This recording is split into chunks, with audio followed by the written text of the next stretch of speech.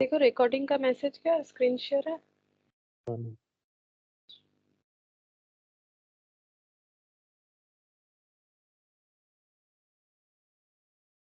तो last class में हम लोगों ने ये जो है सम्स किया था, ठीक है। कॉस्ट मैट्रिक्स ये था, लेआउट का सम्स, ठीक है। हमें लेआउट कैसा बनाना चाहिए उस पे एक इलास्ट्रेशन 9 मैट से ही था, ये हम लोगों ने किया था। और इलास्ट्रेशन 10 मैट में 2 ही क्वेश्चन है, एक मैंने एग्जाम का क्वेश्चन करने के लिए दिया था, उसका आंसर्स भी लिख दिया था। दिखा देते हैं, एक सेकेंड।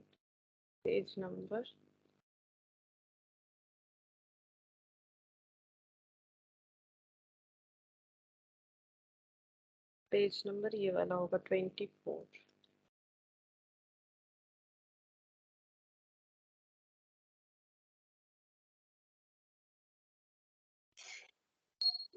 32।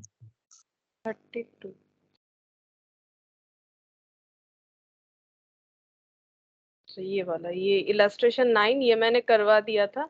और एक एग्जाम का मैंने क्वेश्चन दिया था करने के लिए, सेम क्वेश्चन था, same type of question. Illustration 10 जो है उसका टाइप अलग है, इलस्ट्रेशन 10 और एक एग्जाम में आया हुआ है क्वेश्चन, वो हम लोग करेंगे। तो ये वाला जो है इलस्ट्रेशन, ये जो किया था हम लोगों ने 2008 में आया था, इसका हम बता देते कैसे होगा, फटाफट शॉर्टकट में बता देते हैं कैसे होगा। तो ये सेम तरह से ही होगा जैसे हम लोगों ने यहाँ पर स्टेप्स जो देखा था। सबसे पहला स्टेप हमें क्या करना पड़ेगा, डिस्टेंस मैट्रिक्स बनाना पड़ेगा प्रेजेंट लेआउट का, उसके बाद कॉस्ट मैट्रिक्स। तो प्रेजेंट लेआउट का डिस्टेंस मैट्रिक्स बनाएंगे। तो उसके लिए ये देखो, ये डिस्टेंस मैट्रिक्स इस तरह से बनेगा प्रेजेंट लेआउट के साथ। तो प्रेजेंट लेआउट ये है, ACEBDF ये दिया हुआ है। क्वेश्चन क्या था एक बार रीड कर देते। Mister X is considering an interchange of department BC, B और सी को इंटरचेंज करना चाहते हैं, ठीक है। अच्छा, उसके बाद बोल रहा है प्रेजेंट लेआउट में ये BC का जो पोजीशन है इसे चेंज करना चाहते हैं। The present layout and the handling frequencies between the departments are given, what would be the, मतलब ये दिया हुआ है कि कितना कितना कॉस्ट लगता है एक डिपार्टमेंट से दूसरे डिपार्टमेंट में ट्रेवल करने का। अच्छा, इसके बाद बोल रहा है what would be the effect of interchange, interchange करने पे क्या इफेक्ट देगा। Assuming that the department are of the same size, एक ही जैसा है, also assume that the material handling cost per unit length travel between department is same. ये सब लेंथ जो है, मतलब ये कॉस्ट जो है ये चेंज नहीं होने वाला है। इसके बाद भी अगर हम लोग दो डिपार्टमेंट को इंटरचेंज करना चाहे, दैट इज बी और सी, तो हमें क्या डिफरेंसेस दिखेगा, मतलब बी के जगह पे सी के जगह पे बी। तो पहले हम लोग क्या करेंगे, पहले हम लोग प्रेजेंट लेआउट से अपना कॉस्ट मैट्रिक्स जो है वो निकालेंगे, डिस्टेंस मैट्रिक्स जो है वो निकालेंगे, ठीक है। प्रेजेंट लेआउट के हिसाब से डिस्टेंस मैट्रिक्स। तो फर्स्ट स्टेप हो जाएगा, हम अब उतना नहीं लिख रहे, एक मैंने लिख के दिखा दिया कितना होगा, सिर्फ ऊपर हेडिंग कर दे रहे, पहले भी ऐसे ही किया होगा, ठीक है। डिस्टेंस मैट्रिक्स बनाएंगे, distance matrix of present layout, of present layout. ये कैसे होगा, जैसा लेआउट स्ट्रक्चर दिया हुआ रहेगा क्वेश्चन में वैसे ही हमें लिखना है, फ्रॉम इधर और टू, ठीक है। फ्रॉम टू और ए से लेके जहां तक दिया हुआ है सेम क्वेश्चन को जस्ट हमें रिपीट करके एक बार लिखना है, फ्रॉम और टू हो गया। अच्छा, यहाँ पर ए से लेके एफ तक, ABCDEF, ठीक है। और यहाँ पर नीचे भी ए से लेके एफ तक, ABCDE और एफ, ठीक है। अच्छा, अब हम लोगों को लेआउट जो है वो चेक करना है। तो लेआउट एक बार यहाँ पर ड्रॉ कर लेते हैं, प्रेजेंट लेआउट जो है वो क्या है। तो डिस्टेंस मैट्रिक्स भी हम लोग लिख लेंगे।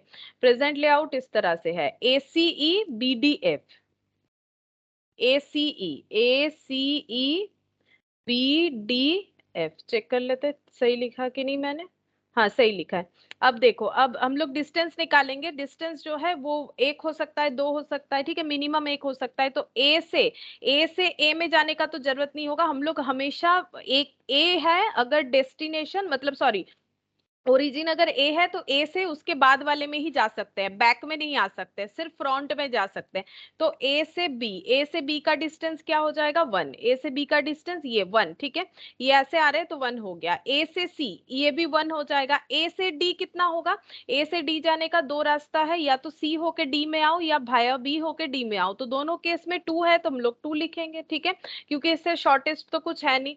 शॉर्टेस्ट 1 होता है, उससे ज्यादा शॉर्टेस्ट कुछ नहीं होता है, ठीक है। इससे ज्यादा मतलब इससे कम शॉर्टेस्ट कुछ नहीं होता है। 1 मिनिमम है, मिनिमम 1 है, 0 कुछ नहीं होगा, माइनस कुछ नहीं होगा, 1 हो सकता है या फिर उससे ज्यादा हो सकता है। ए से ई आने का दो तरीका है, भाया सी होके आ सकते हैं या फिर बी डी एफ ई ऐसे। हमें मिनिमम रास्ता चूज करना चाहिए हमेशा। ये देखो मैंने लिखवा रखा था शॉर्टेस्ट वे इज प्रेफरेबल, कहीं पर तो लिखवाया था, ये रहा, shortest distance will be preferred, हमेशा शॉर्टेस्ट डिस्टेंस ही हमें लेना चाहिए। तो ए से ई आने का शॉर्टेस्ट डिस्टेंस क्या होगा? ए से सी 1, सी से ई सी और 1, मतलब 2, 2।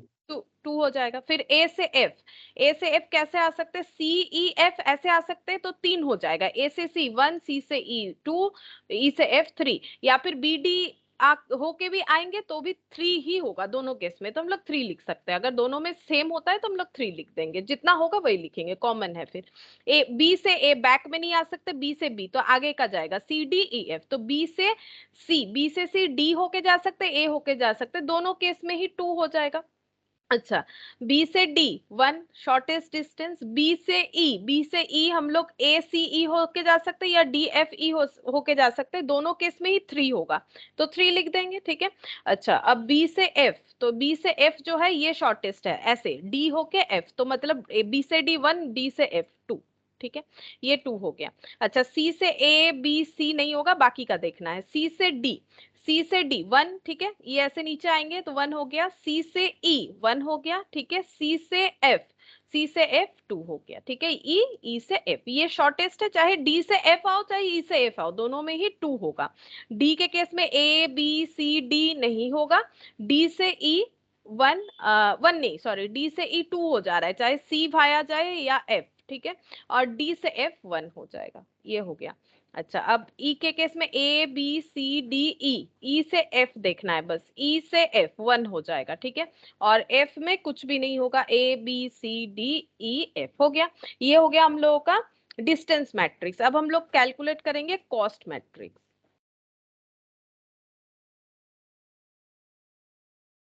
कॉस्ट मैट्रिक्स जो है इस डिस्टेंस के हिसाब से हमें कॉस्ट को कैलकुलेट करते जाना है। अच्छा, तो यहाँ पर भी वही फ्रॉम और टू,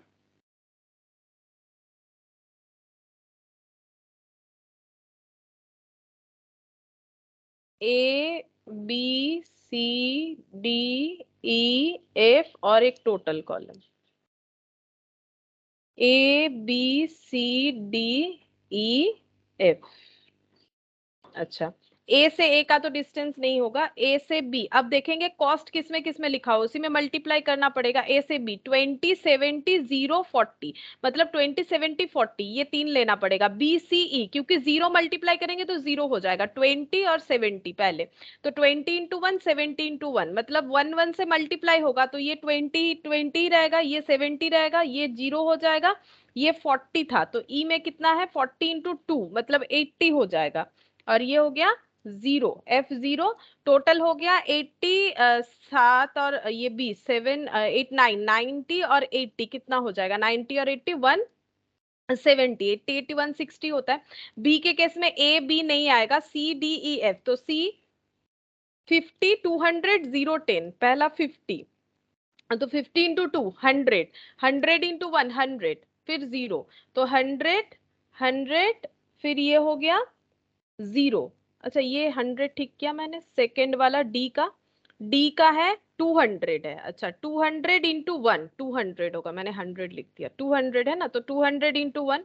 अच्छा, ये 0 है तो 0 हो गया, और ये लास्ट वाले का कॉस्ट देख लेते हैं, 10 है, बी से एफ 10 है, और बी से एफ का डिस्टेंस 2 है, 2 इंटू 10 10 इंटू 2 20 20, और ये हो गया 320, टोटल में आ जाएगा 320। अच्छा, नेक्स्ट देखते हैं ए बी सी, ये नहीं होगा। अब सी से डी का डिस्टेंस, सी से डी 30 120 40, 30 120 40।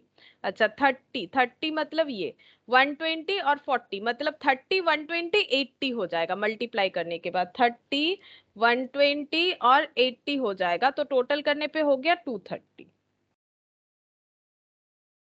ए बी सी डी, अच्छा ई और एफ, ई एफ का डिस्टेंस देखते हैं, कौन सा वाला था, डी ना, हाँ डी से ई 50 और 220। अच्छा, 50 और 220, 15 टू 2 100 और 220 इंटू 1 220, 100 और 220 320। फिर यहाँ पर ए बी सी डी ई, सिर्फ एफ का डिस्टेंस हमें देखना पड़ेगा, तो ई से एफ 30 है, 30 30 और यहाँ पर 1, 30 इंटू 1 30, टोटल में भी 30। और ये सब कुछ नहीं होगा, ये ब्लैंक ब्लैंक यहाँ पर। अब इसका टोटल करना पड़ेगा, तो ये 170, 30 और 320 350, 350 और ये हो गया 580, 580 और ये कितना हो जाएगा 580 और 320 900, 900 और 170 मतलब हो गया 1070, 1070 ये हो गया। जो प्रेजेंट लेआउट है उससे कॉस्ट ये होगा, देखो मैंने आंसर में दिया भी था, ये देखो प्रेजेंट के हिसाब से 1070। अब हमें देखना पड़ेगा कि इंटरचेंज करने के बाद, मॉडिफाइड होने के बाद क्या हमारा कॉस्ट कम हो रहा है, अगर होगा तो मॉडिफाइड करना वायबल है, अदरवाइज वायबल नहीं होगा। ठीक है, अब हम लोग इंटरचेंज करते हैं, मॉडिफाइड लेआउट बनाते हैं, मॉडिफाइड लेआउट। अच्छा, ये यानी इंटरचेंज के बाद।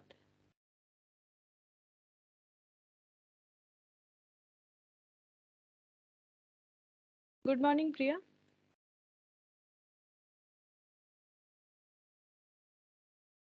इंटरचेंज के बाद देखो क्या होगा। इंटरचेंज के बाद लेआउट जो बनेगा वो कैसे बन रहा है, किसमें। Good morning. इस इंटरचेंज क्या क्या हो रहा है ये देख लेते हैं। इंटरचेंज हमें करना पड़ेगा सिर्फ बी और सी को, ठीक है, बाकी एज इट इज रहेगा बी सी, तो ए डी ई एफ ऐसे ही लिख देंगे, मतलब A B E C D F, A B E C D F, बस यही लिखना है, A B E, A B E C D F, ये बनेगा। ठीक है, अच्छा अब हम लोग निकालेंगे पहले डिस्टेंस मैट्रिक्स।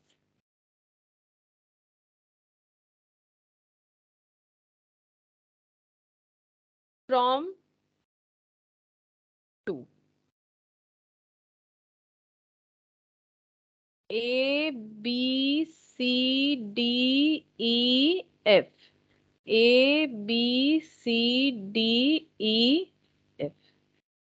ए से ए कुछ नहीं होगा, ए से बी 1, ए से बी का डिस्टेंस हो गया 1, ठीक है, ए से सी का भी 1 हो गया, ए से डी का 2 हो जाएगा, चाहे बी होके आए या सी होके आए, 2 हो गया। ए से ई जो है वो 1 2 हो जाएगा, 2 ही मिनिमम दिख रहा है, ठीक है, क्योंकि 1 तो होने से रहा तो 2 होगा, ये इधर से जाएंगे तो बहुत ज्यादा हो जाएगा। ए से एफ 1 2 3, 1 2 3 जैसे भी जाए 3 होता है, ठीक है। बी का ए बी नहीं होगा, बी से सी, बी से सी 2 हो जाएगा कैसे भी जाए, ठीक है। बी से डी 1 हो गया, बी से ई 1 हो गया, बी से एफ 2 हो जाएगा, ए बी सी। फिर सी से डी 1 हो गया, सी से ई, सी से ई 1 2, 2 हो जा रहा है, 3 हो जा रहा है, 3 हो जा रहा है ना। सी चेक करते एक बार ठीक से, सी से ई, सी, हाँ 3, 1 2 3, हाँ 3 हो रहा है। अच्छा सी से एफ, सी से एफ 2 हो जा रहा है, ये ऐसे करके जाएंगे 2 हो जा रहा है। A B C D, D से ई, डी से ई 2, डी से F 1, A B C D E, E से F 1, A B C D E F हो गया। ये बन गया डिस्टेंस मैट्रिक्स। अब हम लोग को बनाना पड़ेगा cost matrix.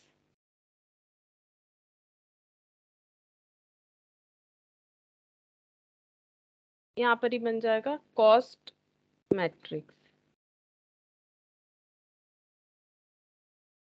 From to, A B C D E F total, A B C D E F.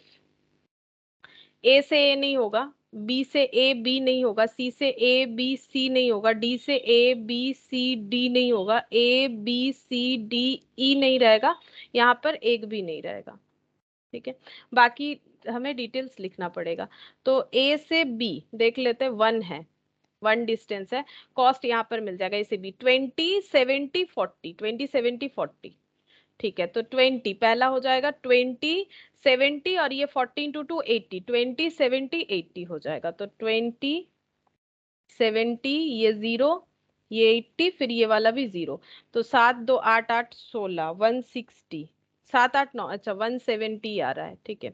अच्छा बी से सी 50 200 और 10 50 200 और 10 50 15 टू 22 मतलब 100 200 और 10 इंटू 2 20। तो 100 200 320। सी से डी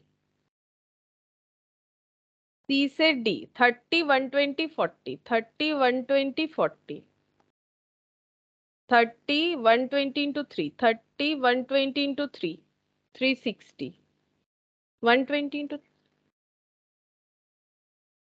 3 है ना, तो सी का 30 और ये वाला कितना होगा सी से ई 120 और लास्ट का 40 सी से ई 3 सी से ई 3 होगा सी से ई 3 हाँ सी से ई 3 होगा। तो 120 इंटू 3 360 हो रहा है, तो 360। अच्छा और सी से एफ 40 सी से एफ 14 टू 2 80 14 टू 2 80। तो टोटल कितना हो जाएगा 30 8 9 10 11 110। तो 0 6 प्लस 1 7 3 प्लस 1 4 470 हो रहा है। ठीक है। अच्छा इसके बाद यहाँ पर देखते हैं डी से ई और एफ। डी से ई 50 और 220 50 और 220 15 टू 2 100 और 220 100 और 220। तो ये हो गया 320। अच्छा और ये last E to F 30 13 to 130।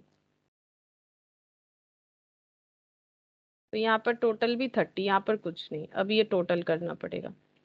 अच्छा ये हो गया 350 और 320 5 2 7 670 और ये 470 और 170 0 640।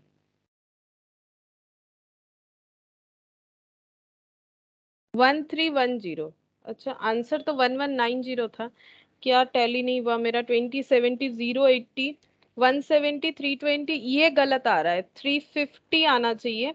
ये 30 है, ये 240 ये 240 कैसे आएगा। अच्छा चेक करते हैं सी से ई का मेरा डिस्टेंस काउंट गलत हुआ है क्या। सी से ई सी से ई सी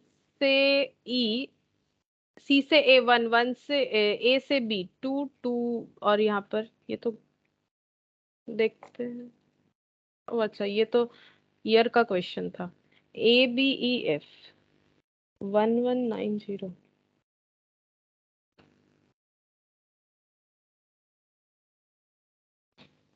ये कहाँ पर गलत हो गया, इंटरचेंज मैंने सही किया था, देख लेते हैं। तो ए इंटरचेंज क्या होगा, बी और सी में इंटरचेंज होगा, तो ABE CDF सही तो है। ए से बी ये सब ठीक है, गलत एक ही दिख रहा है, दैट इज ये वाला 350, मतलब ये 350 होगा, ये गलत दिख रहा है। ये 240 होगा, ये वाला पॉइंट गलत दिख रहा है। तो सी से ई का डिस्टेंस फिर से चेक करते, सी से ई का डिस्टेंस सी से डी 1 डी से एफ 3 तो हो रहा है, तो सी से ई का यहाँ पर गलत देखा क्या मैंने, कॉस्ट सी से ई ABCDE 120 है, 120 इंटू 3 एकमात्र 2 होने से 240 होगा, 2 तो है नहीं, 3 आ रहा है सी से ई सी। नहीं तब तो कुछ गलत है, मुझे लग रहा है आंसर कुछ गलत है। ठीक है यहाँ पर 1310 ही आ रहा है मेरे हिसाब से, तो 1310 ही होगा। 1310, क्योंकि ये 360 तो आ रहा है, क्योंकि ये 3 के अलावा तो कुछ होगा नहीं। डिस्टेंस सी टू ई 3 हो रहा है, सी टू ई। तो सी से डी किसी भी तरह से जाए, और हम लोग जिगजैग तो जा नहीं सकते, नॉर्म हमें स्ट्रेट फॉरवर्ड जाना पड़ेगा। तो सी से दो ही रास्ता हो सकता है, या तो हम लोग ऐसे चले जाएं सी से डी, डी से एफ, एफ से ई, तो भी 1 1 1 यानी 3 हो गया। या फिर सी से ए 1, ए से बी फिर 1, बी से ई फिर 1, 3 होगा।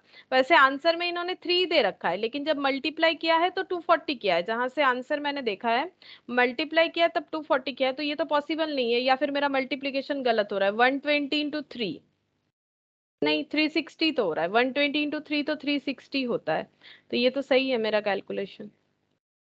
120 सी से ई। ठीक है। सी से ई यहाँ पर भी जब मैंने किया सी से ई तो 120, तो यहाँ पर 120 हुआ था, इसीलिए क्योंकि यहाँ पर 1 था सी से ई का डिस्टेंस। ठीक है, तो 1310 आ रहा है मेरे हिसाब से। ठीक है, फिर भी एक बार देखो कि सही, मुझे तो लग रहा है सही है मेरा, कहीं पर तो मुझे गलती दिख नहीं रहा है। ठीक है, यहाँ पर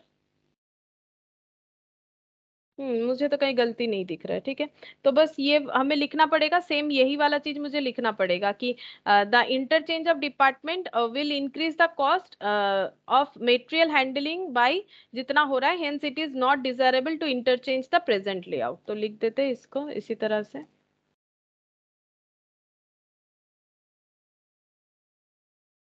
as the cost of material handling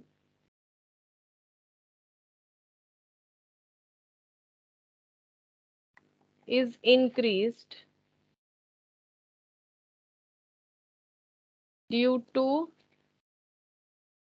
change of department B and C by जितना हो रहा है, पहले कितना था, पहले था 1070, अभी कितना हुआ 1310।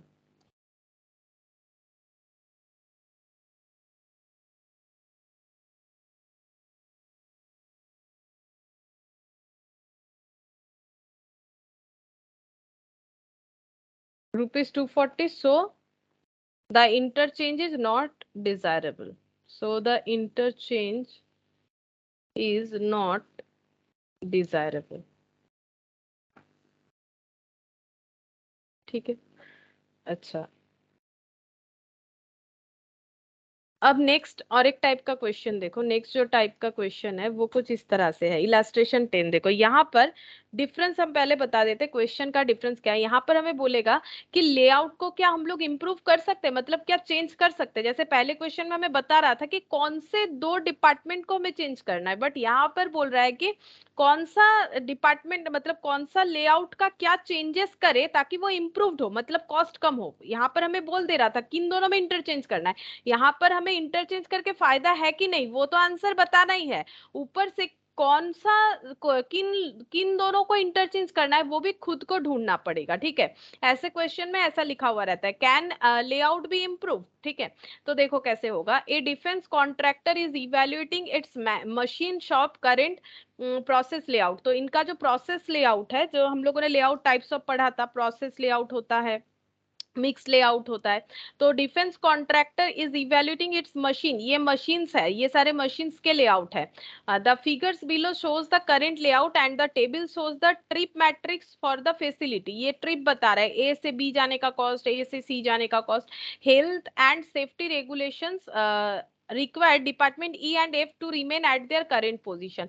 ई और एफ को हम लोग किसी भी हालत में उससे हटा नहीं सकते, मतलब ये फिक्स्ड है, इसे हमें चेंज नहीं करना है। अगर इंटरचेंज करना है तो ये बाकियों में करना पड़ेगा, ये दोनों को हम लोग चेंज नहीं कर सकते, क्योंकि इससे हेल्थ हैजर्ड्स वगैरह हो सकता है, जो कि हम लोगों ने पढ़ा भी था कि फैसिलिटी लेआउट कैसा होना चाहिए, जिसमें जो वर्कर है उनका हेल्थ का हमें ध्यान रखना चाहिए। तो बोल रहे हैं कि हेल्थ इश्यूज हो सकता है, तो ई एफ को हम लोग चेंज नहीं कर सकते। लेआउट दे रखा है, उसका कॉस्टिंग बता रखा है, ए से बी, बी से सी, सॉरी ए से बी, ए से सी, डी का नहीं पता, मतलब नहीं है कुछ, जीरो है, ए से ई, ए से एफ, इस तरह से दे रखा है।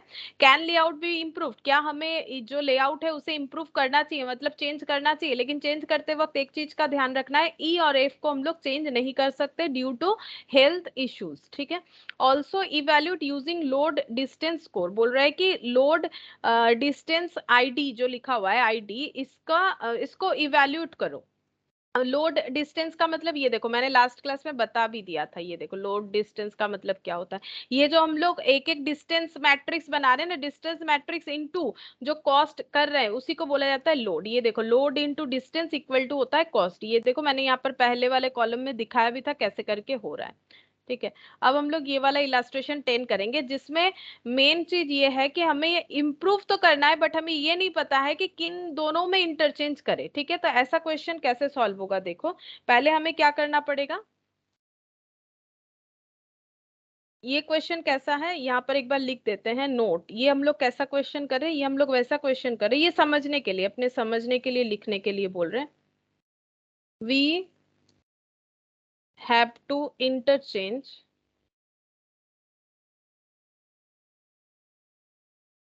as on to the improve layout, ठीक है। तो हमें ऐसा मतलब ऐसा जो प्रेजेंट लेआउट है उसको इस तरह से चेंज करना होगा कि जो डिस्टेंस है वो मिनिमम हो सके, ठीक है, जो है इससे मिनिमम हो सके।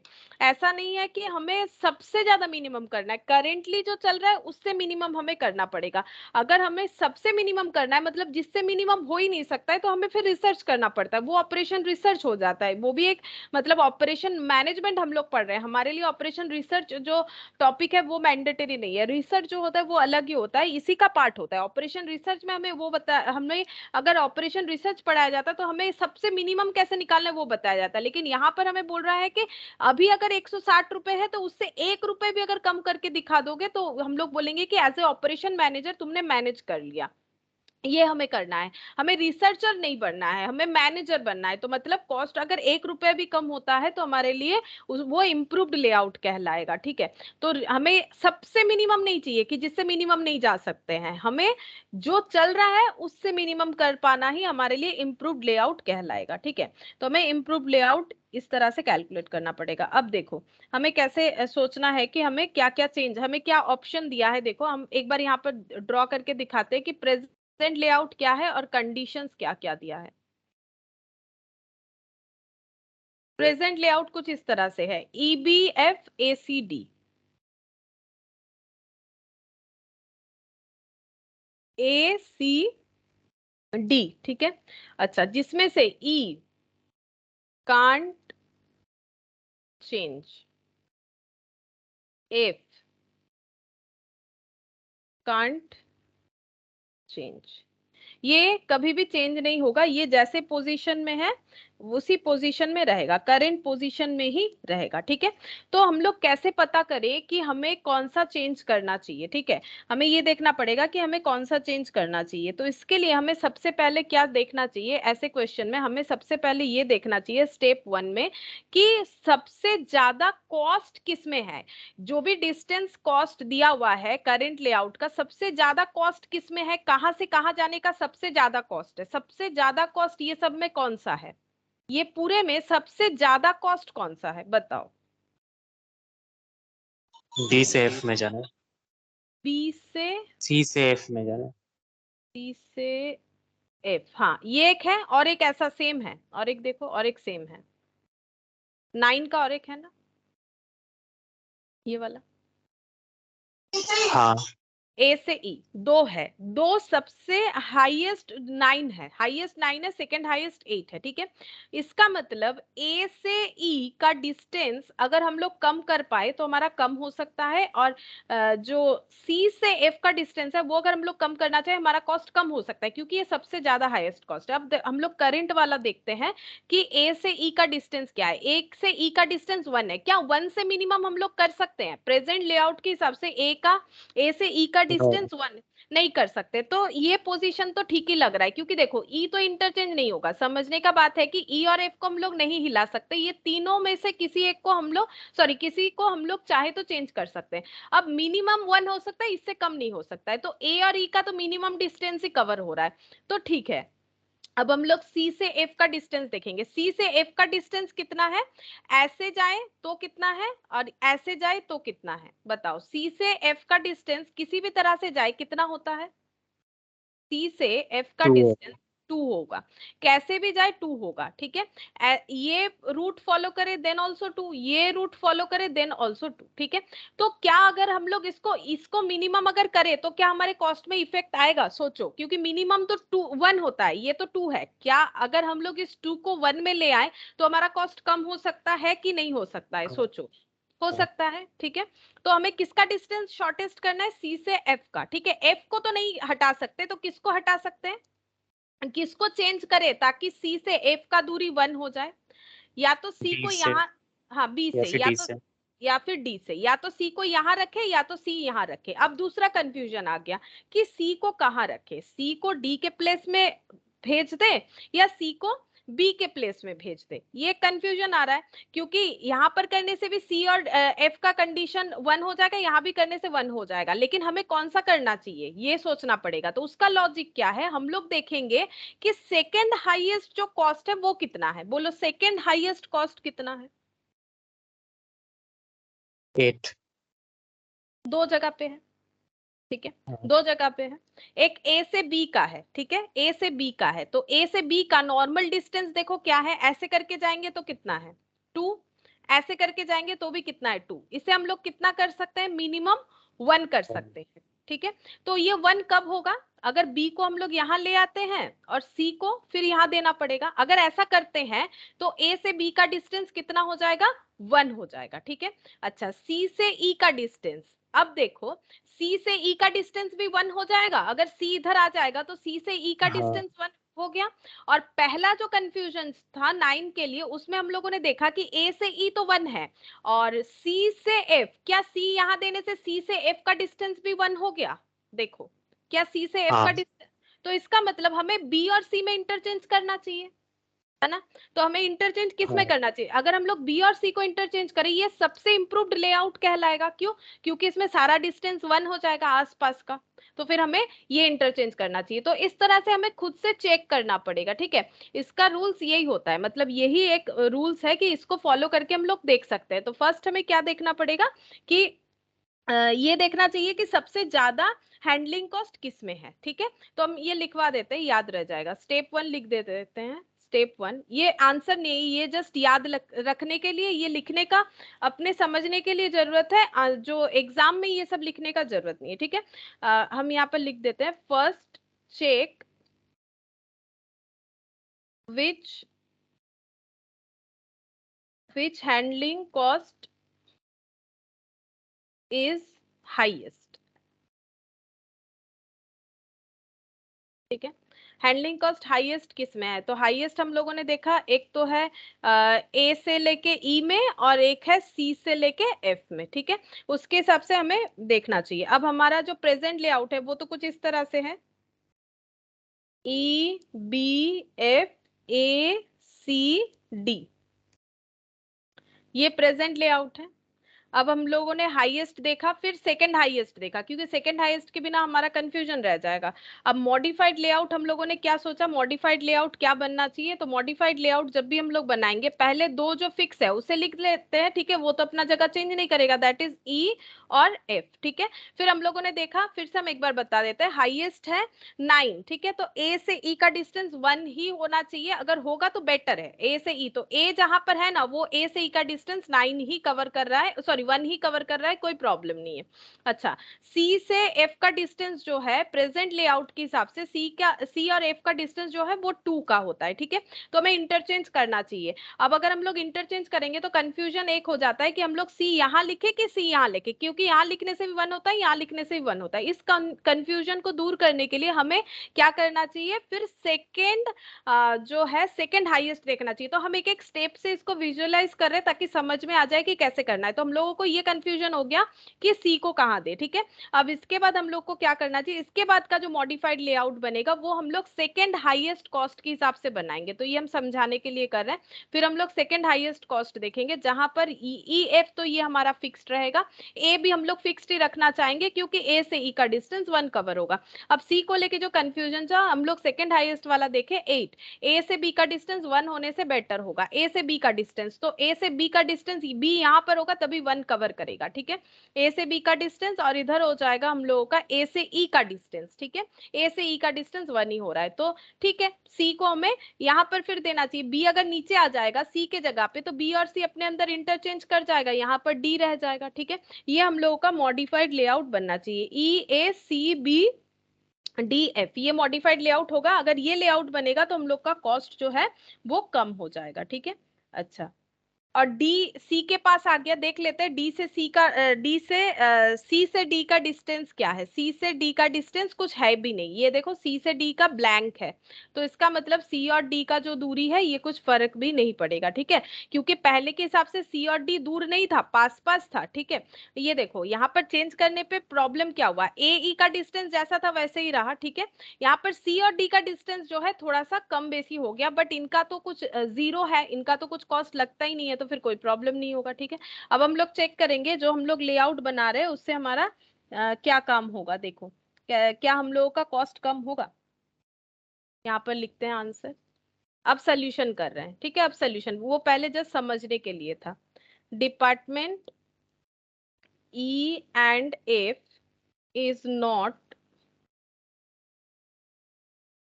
interchangeable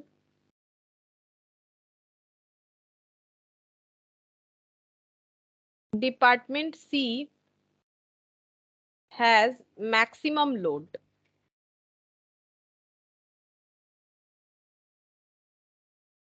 so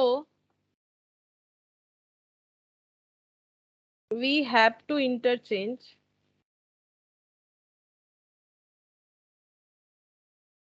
department C with department B। अच्छा, present layout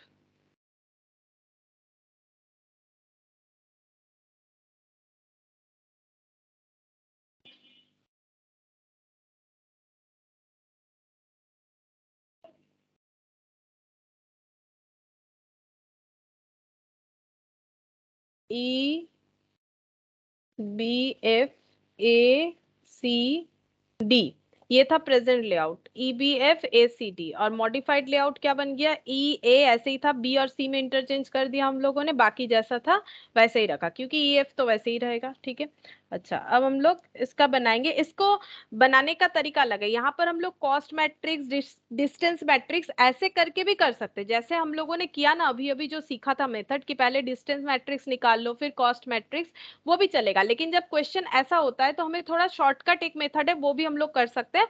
तो ऐसे क्वेश्चन में हम लोग शॉर्टकट मेथड लेंगे। शॉर्टकट मेथड में कैसा होगा, पहले हम लोग कुछ कॉलम बनाना पड़ेगा। पहले यहाँ पर बनाएंगे डिपार्टमेंट पेयर, पहला ये हो गया कॉलम। उसके बाद का कॉलम होगा लोड, ठीक है। उसके बाद हो जाएगा existing layout,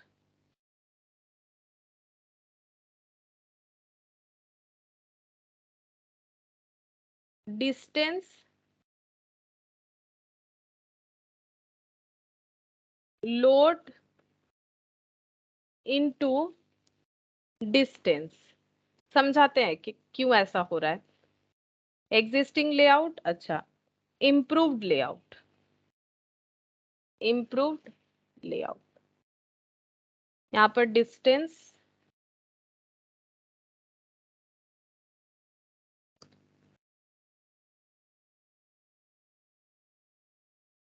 load into distance.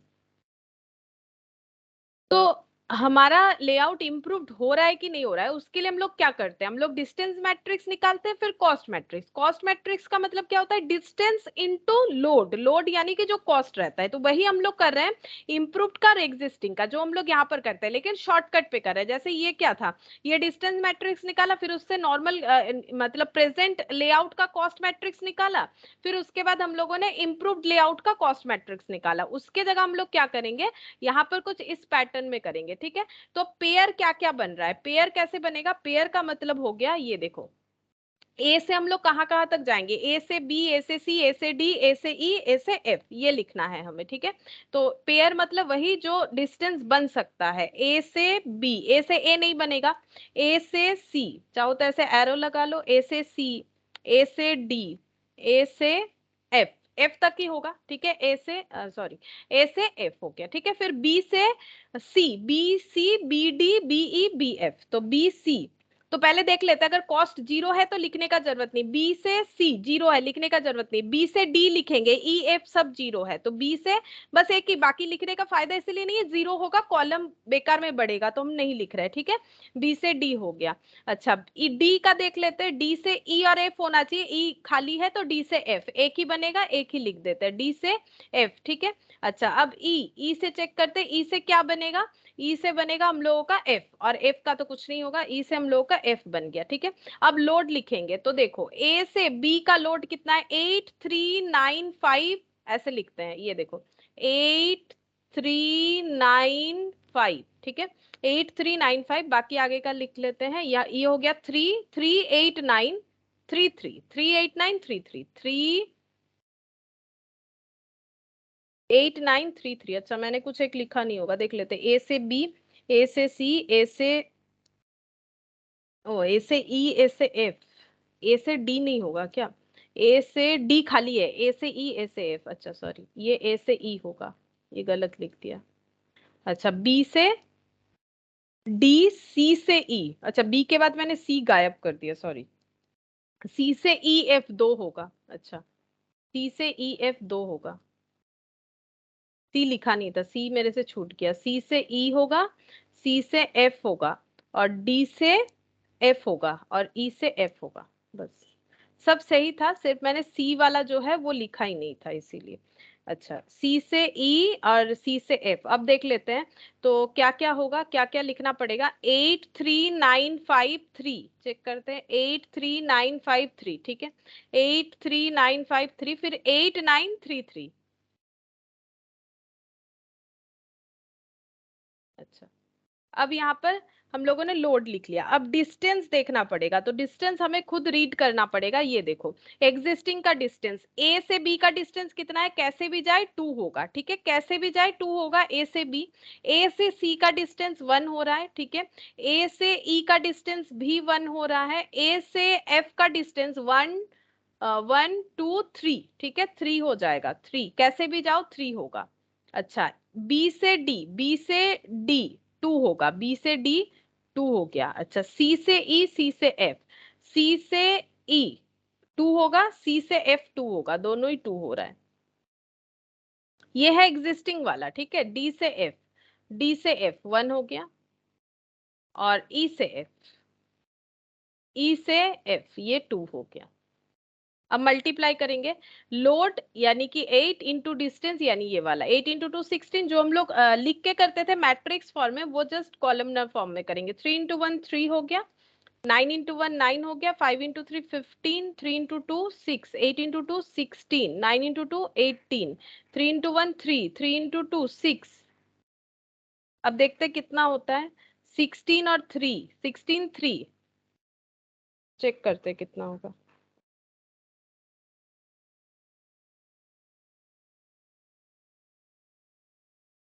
16 3 9 15 6 16 18 9 92 आ रहा है, ठीक है, ये आ गया 92, चेक कर लेते हैं आंसर के साथ गया कि नहीं, 92 आ रहा है मेरा, चेक करते हैं, हाँ 92 होगा। अच्छा, अब अगर हम लोग जो इम्प्रूव्ड वाला बनाए हैं उसका डिस्टेंस देखते हैं, ठीक है, ए से बी का डिस्टेंस 1, ए से बी 1, अच्छा ए से सी 2, ठीक है। अच्छा ए से ई 1, ए से ई 1 हो गया। अच्छा ए से एफ, बी से डी, ए से एफ 1 2 3, बी से डी 1 हो जाएगा। अच्छा सी से ई, सी से ई 1 हो रहा है, ठीक है, सी से ई 1 हो रहा है। C to F, D to F, C to F 1। अच्छा डी टू एफ और E to F, D to F और ई टू एफ 1 2। अच्छा पहला 1 फिर दूसरा वाला 2। अब लोड जो है वो मल्टीप्लाई कर लेते हैं।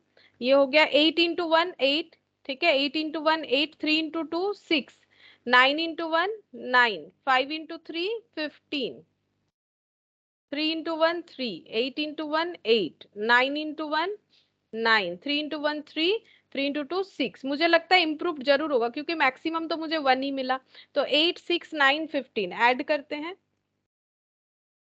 8 6 9 15, 3 8 9 3 6, 67 आ गया। चेक करते हैं 67 है कि नहीं आंसर। हाँ 67 आ गया। तो ID score of the propose layout is lower. ID मतलब वही लोड इनटू डिस्टेंस, ये जो है प्रोपोज लेआउट का लोअर हुआ एग्जिस्टिंग वन मतलब इससे। तो there is an improved in the layout, new layout, new layout में हम लोगों ने इम्प्रूवमेंट कर लिया। इसका मतलब हमारा जो मतलब इम्प्रूवमेंट था वो बिल्कुल सही किया हम लोगों ने। तो वो लिख लेते हैं यहाँ पर, यहाँ पर लिख लेते हैं, ठीक है। कंक्लूजन हो जाएगा improved layout is,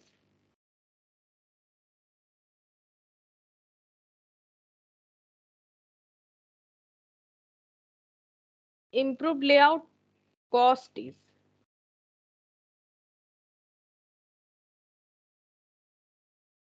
lower than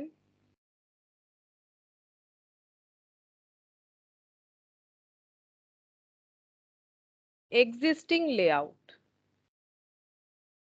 So there is on,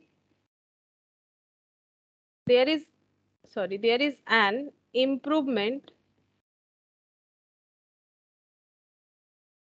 in new layout, new layout में improvement हुआ है।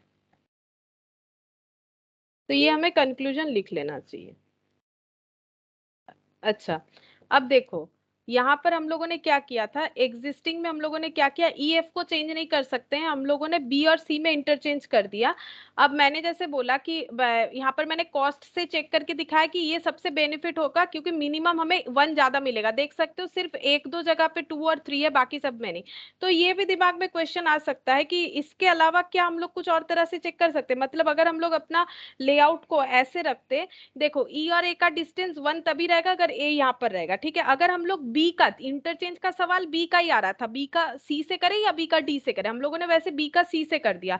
अगर हम लोग बी का डी से कर देते, देखो हमारा टारगेट ये होना चाहिए कि हम लोग एक ही बार में क्वेश्चन करें, 2 बार करके भी देख सकते, फिर हमें लिखना पड़ेगा कि ये इम्प्रूव्ड लेआउट नहीं है। हम लोग पहले बी से, ये देखो हम लोगों ने पहले यहाँ पर चेक किया ना कि बी बी का चेंज करना चाहिए, अब सी का चेंज करना चाहिए क्योंकि ये हाईएस्ट डिस्टेंस हो रहा है। तो बी से करें या डी से करें, ये कंफ्यूजन था हम लोगों ने।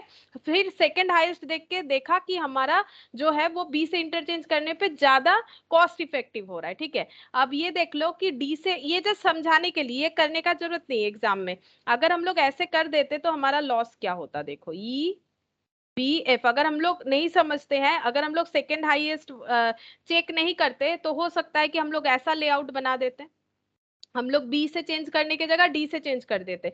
अगर हम लोग डी से चेंज कर देते तो हम लोगों का क्या इम्प्रूव होता, बिल्कुल नहीं होता। चेक करके देख सकते हो, ये देखो। और ये यही वाले क्वेश्चन, यही वाला हम फिर से बना के दिखा रहे हैं कि कैसे हो रहा है। हालांकि ये करने का जरूरत नहीं है, ये एग्जाम में करने का जरूरत नहीं है, लेकिन हम समझा रहे हैं कि अगर हम लोग ये वाला पैटर्न ना सीखे कि हाईएस्ट कॉस्ट को चेक करना ना सीखे तो हमें 2 बार करना पड़ सकता है। अगर मान लो कोई ये पैटर्न नहीं जानता है तो उसे 2 बार करना पड़ सकता है, ठीक है। वही हम बोल रहे हैं। तो ये डिस्टेंस और ये लोड, ये हो गया एग्जिस्टिंग। एग्जिस्टिंग वाला तो वही रहेगा, उसमें तो कोई चेंजेस नहीं होगा। हम सिर्फ क्या कर रहे हैं, इम्प्रूव्ड वाला करके दिखा रहे हैं। एग्जिस्टिंग वाला तो वही रहेगा, इम्प्रूव्ड वाला अगर हम लोग ये पैटर्न ले लेते हैं तो क्या फर्क पड़ता, देखो। तो यहाँ पर पेयर जो है वो तो वही रहता है, ए से बी, ए से सी, ए से ई, ए से एफ, बी से डी, सी से ई, सी से एफ, डी से एफ, ई से एफ। ठीक है। अच्छा, अब हम लोग ये वाला जो है लोड जो है वो एक बार लिख लेते हैं, 839, ताकि करने में आसानी हो जाए। 839538933। ठीक है, 33। अच्छा, इसका हम और नहीं लिख रहे, इसका तो यही आंसर आएगा 92, इसका आंसर तो वही आएगा 92 आ जाएगा, तो हम यहाँ पर जस्ट टोटल में 92 लिख देते हैं। इसका देखो, ये डिस्टेंस कितना कितना हो जाएगा, अगर हम लोग ये लेआउट बना लेते हैं तो ए से बी का डिस्टेंस हो जाता है 2। ठीक है, ए से बी का डिस्टेंस, ए से सी का हो गया 2, ए से सी का हो गया 2। अच्छा, ए से ई का 1 और ए से एफ का 1 2 3, 1 और 3। ठीक है, यहाँ पर लिखते हैं 1 और यहाँ पर लिखते हैं 3। बी से डी, बी से डी 1, सी से ई 1 2, सी से ई 2, सी से एफ, डी से एफ, सी से एफ 1 और डी से एफ, ई से एफ। अच्छा, ई से एफ 1 2। ठीक है, अब मल्टीप्लाई करेंगे, 8 × 2 16, 3 × 2 6, 9 × 1 9, 5 × 3 15। अच्छा, 3 × 1 3, 8 × 2 16। सी से ई, सी से ई 3 होगा, सी से ई 3 होगा, सी से ई ये 3 होगा, 3 × 8 24 हो जाएगा। अच्छा, 9 × 1 9, 3 × 2 6, 3 × 2 6। अच्छा, ये सब ऐड करते हैं, देखो 16 6 9, 16 6 9, 15 3 24 9 12, 94 आ गया। देखो ये ज्यादा हो गया, तो ये गलत होगा, तो हम लोगों को ऐसे दो बार चेक करने का जरूरत नहीं। अगर हम लोग सेकंड हाईएस्ट और फर्स्ट हाईएस्ट में चेक करना समझ जाते हैं तो हम लोग एट ए टाइम जस्ट एक बार में ही हम लोग इम्प्रूव्ड मैट्रिक्स निकाल सकते हैं। ठीक है, हमें बार बार चेक करने का जरूरत नहीं होगा। अगर जो मैंने कंसेप्ट बताया उस हिसाब से हम अगर हम लोग चेक कर ले तो फिर हम लोग एक ही बार में इम्प्रूव्ड मैट्रिक्स जो है वो खुद बना सकते हैं। हमें ये स्टेप को फॉलो करने का जरूरत नहीं होगा। अगर किसी को ये जो सिस्टम है ये नहीं पता होगा तो फिर वो पहले ये करेगा, अगर इससे 94 आ जाता है फिर सेकंड ये करेगा, फिर चेक करना पड़ेगा, तो ये टाइम कंज्यूमिंग हो जाएगा। इसीलिए इसको करने का जरूरत नहीं है, मैंने यहाँ पर दिखा दिया जस्ट कि अगर हम लोग ऐसे करते तो इम्प्रूव्ड वो नहीं होता। बस यहाँ पर यही यही एक क्वेश्चन था और नहीं है। और एक ऐसा क्वेश्चन है हम करवा देते, मेरे पास और एक ऐसा क्वेश्चन है कि हमारा इम्प्रूव्ड लेआउट कौन सा होगा, ये हमें खुद से बनाना है। तो देखो, दिसंबर 2010 में आया था ये वाला क्वेश्चन, दिसंबर 2010। लिख लो, चाहो तो लिख लो, दिसंबर 2010 आया हुआ है। क्वेश्चन है, गिवन बिलो इज द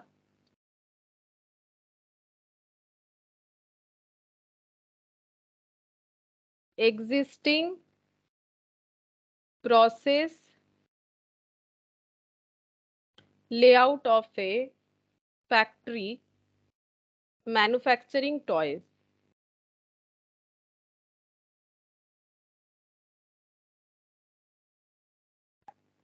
और लेआउट जो है वो कुछ इस तरह से है,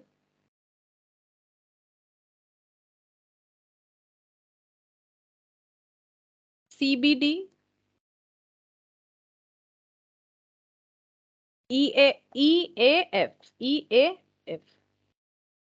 अच्छा, फिर नेक्स्ट हमें लिखना है, the following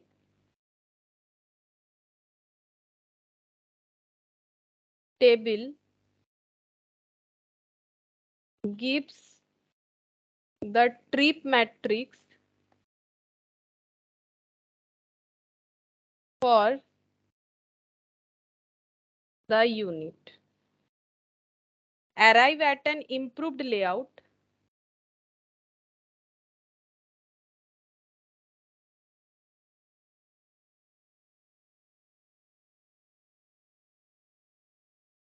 using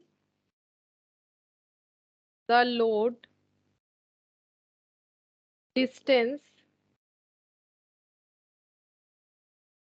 matrix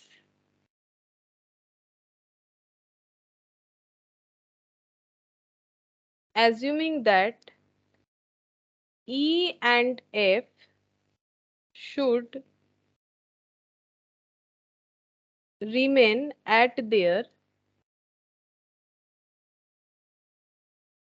current position. Question लगभग एक है, डेटा अलग है। ई एफ को हम लोग जो है उनको इंटरचेंज नहीं कर सकते, ई और एफ को हमें वैसे ही रखना पड़ेगा, ठीक है। सिर्फ जो डेटा है वो थोड़ा अलग है, इसीलिए हम करवा देते हैं, और एक क्वेश्चन इसमें प्रैक्टिस होना भी चाहिए। अच्छा, अब यहाँ पर लिखते हैं फ्रॉम, और ये हो गया to F, A B C D E F, A B C D E F, blank, फिर ब्लैंक, 2 2 1, फिर ब्लैंक। अच्छा, फिर दो ब्लैंक है, फिर यहाँ पर 1, फिर ब्लैंक, फिर 6 5। अच्छा, सी के केस में डी ई में डेटा है, डी ई में, डी में 1, ई में 4। अच्छा, डी के केस में ए बी सी डी तो नहीं रहेगा, ई में कुछ नहीं है, एफ में 5 है। अच्छा, ई के केस में लास्ट में एफ में है 1, और एफ में कुछ भी नहीं, ठीक है।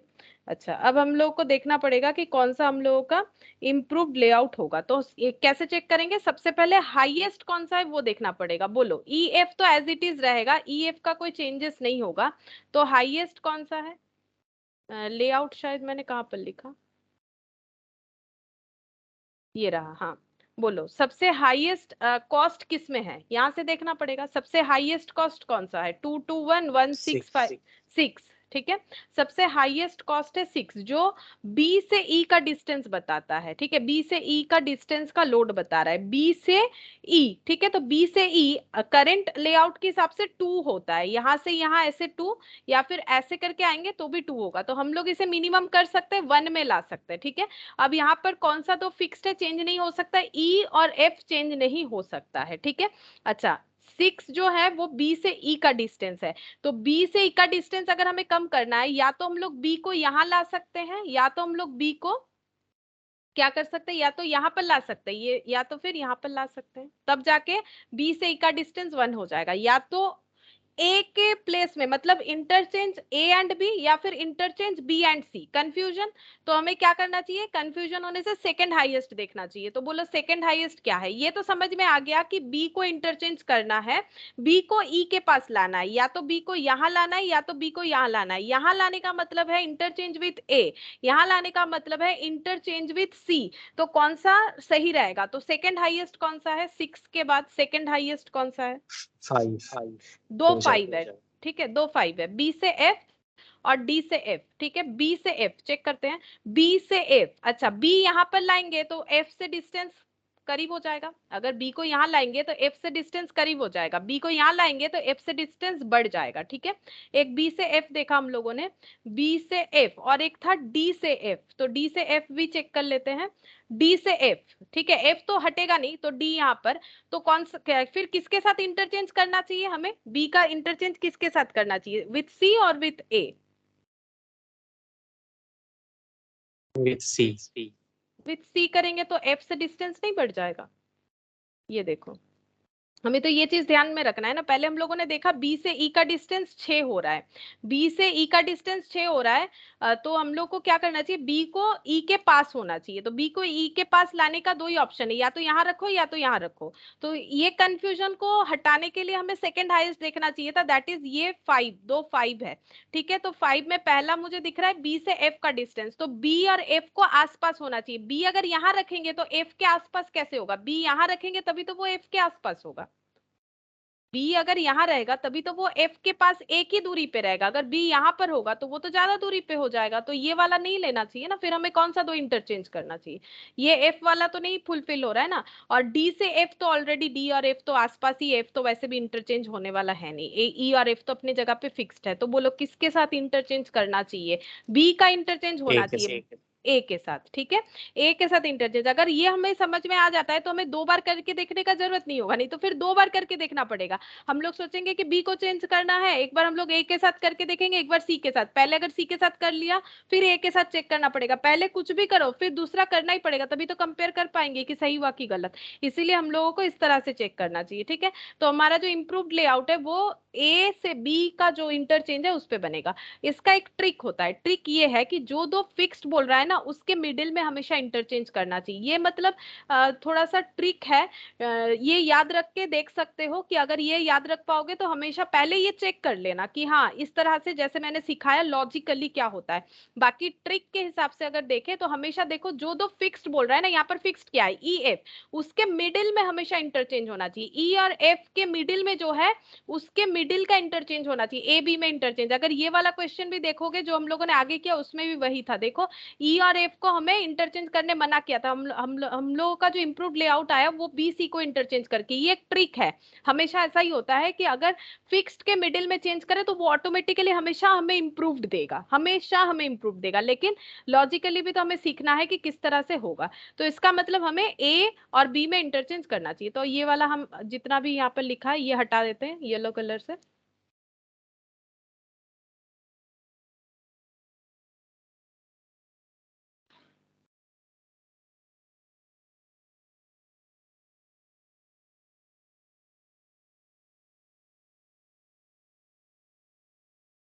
हो गया, ठीक है, अब हम लोग अपना सोल्यूशन लिख लेते हैं।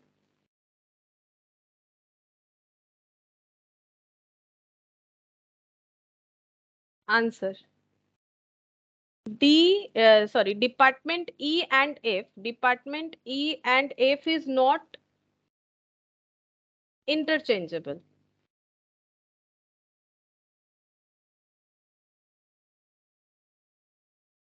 Department B has maximum load, so we have to interchange department B with department A. तो प्रेजेंट लेआउट जो है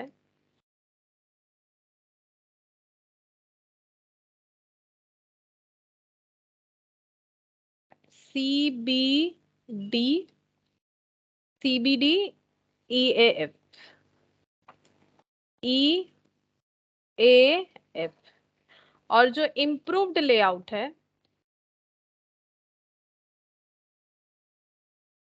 इम्प्रूव्ड लेआउट में ई और एफ फिक्स रहेगा, बाकी में हम लोग इंटरचेंज कर सकते हैं, तो बाकी में इंटरचेंज कैसे होगा, हम लोग ए और बी में इंटरचेंज कर रहे हैं, ये सबसे ज्यादा हमारा कॉस्ट इफेक्टिव होगा, सी डी जैसा है वैसा ही रह जाएगा, डिस्टेंस हमारा इससे सही रहेगा, ठीक है। अब हम लोग यहाँ पर लिखेंगे जो भी कॉलम बनाना है, डिपार्टमेंट पेयर, डिपार्टमेंट पेयर पहला, फिर हो जाएगा लोड, फिर एग्जिस्टिंग लेआउट का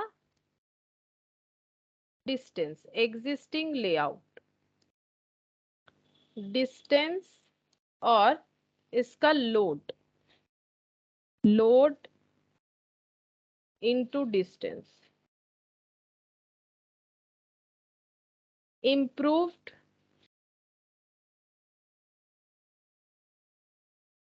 लेआउट, डिस्टेंस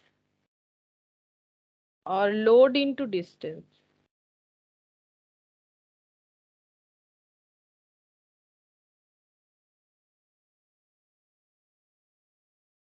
अच्छा, पेयर क्या क्या बनेगा, पेयर तो क्वेश्चन देखना पड़ेगा, क्वेश्चन के हिसाब से हमें लिखना पड़ेगा, पेयर बनेगा ए से लेके ए C A D A E, A C A D A ई, पहले ये लिख लेते हैं, A C A D A E, ACAD AE, फिर हो जाएगा BCBE BF, BCBE BF।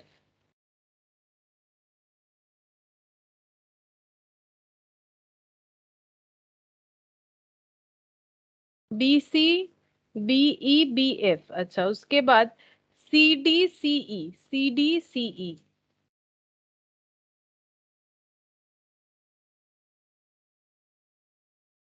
सी का कंप्लीट कर लिया मैंने, डी का देख लेते हैं। डी से एफ और ई से एफ, और कुछ नहीं है। D to F, E to F, D to F, E to F।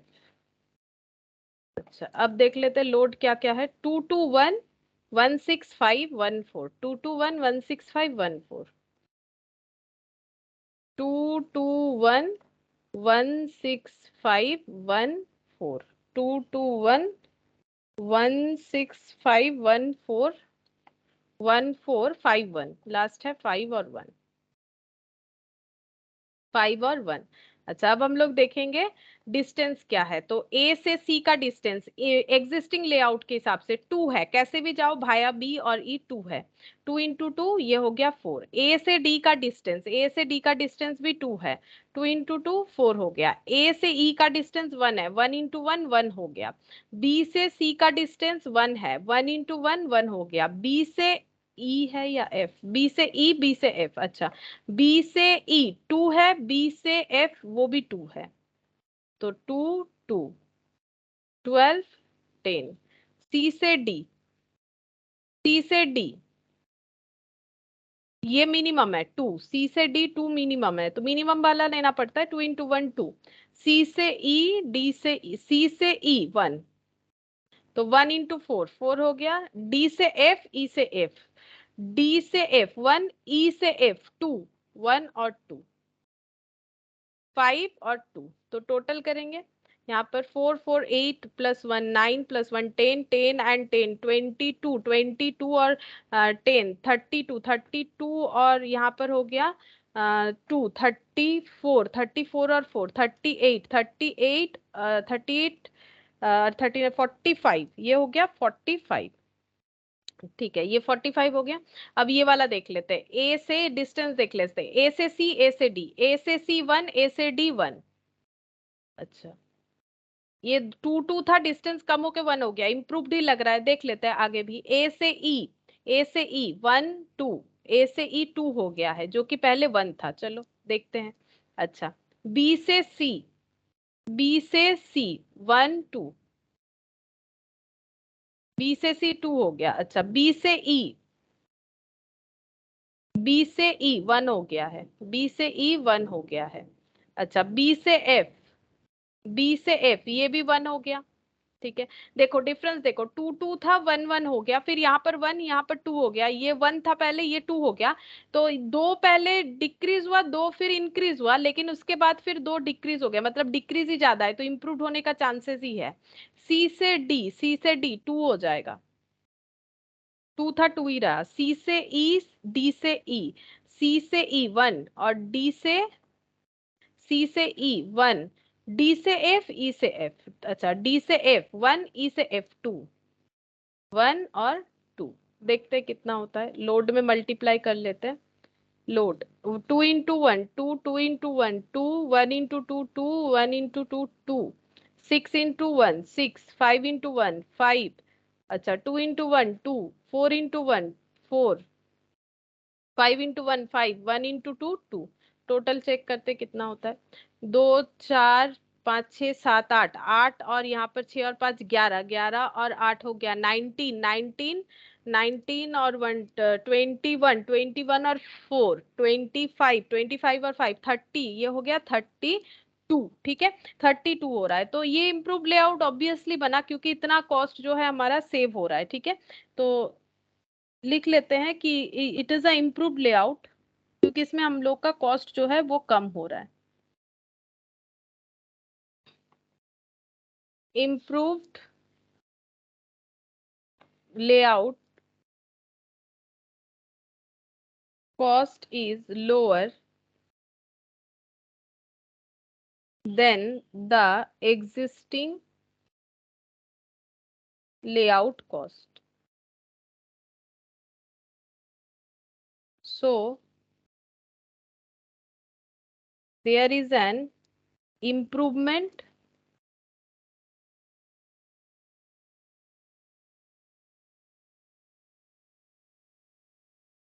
in new layout.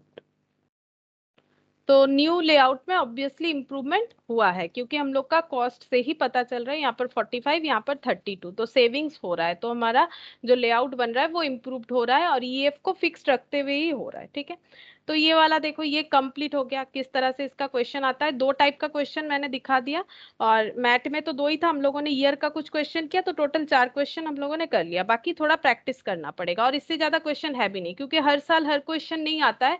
जो भी ईयरली आया था मैंने 2000 जो 16 के सिलेबस के हिसाब से है उसमें पहले भी ये था, तो मैंने इसको दिखा दिया, वैसे 2010 में ही आया था। अच्छा अब देखो नेक्स्ट हम लोग पढ़ेंगे एग्रीगेट रिसोर्स। ठीक है, रिसोर्स एग्रीगेट प्लानिंग, इसका हम शॉर्टकट लिखवा देते हैं, ठीक है, याद रखने के लिए।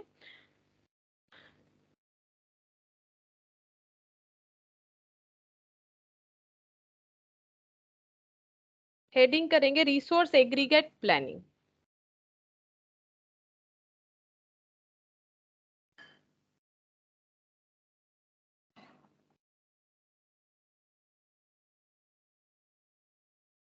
Resource aggregate planning, aggregate planning का मतलब ही होता है इंटरमीडिएट टर्म प्लानिंग। ठीक है, एग्रीगेट प्लानिंग का मतलब होता है, ये वाला हम बंद कर देते हैं, ठीक है, ये भी बंद कर देते हैं।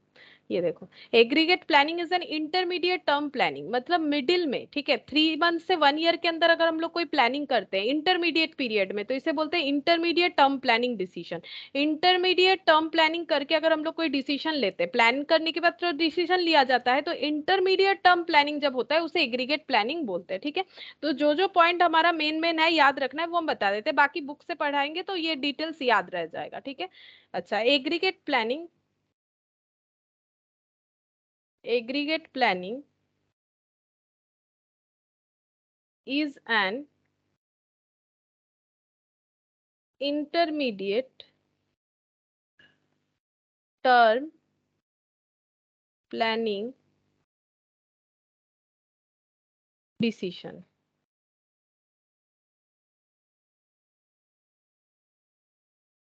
The process of planning the quantity and timing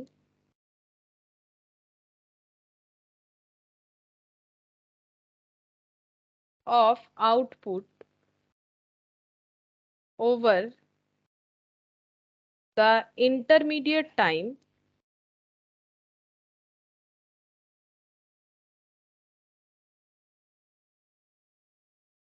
horizon 3 months to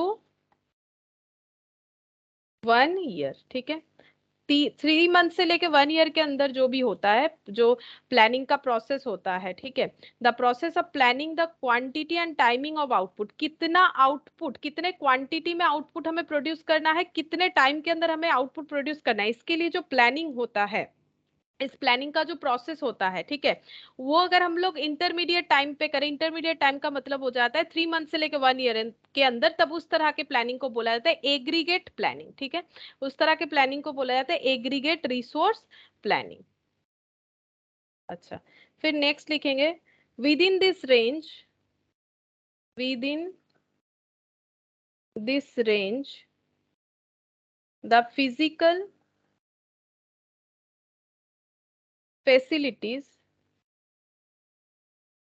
are assumed to be fixed for the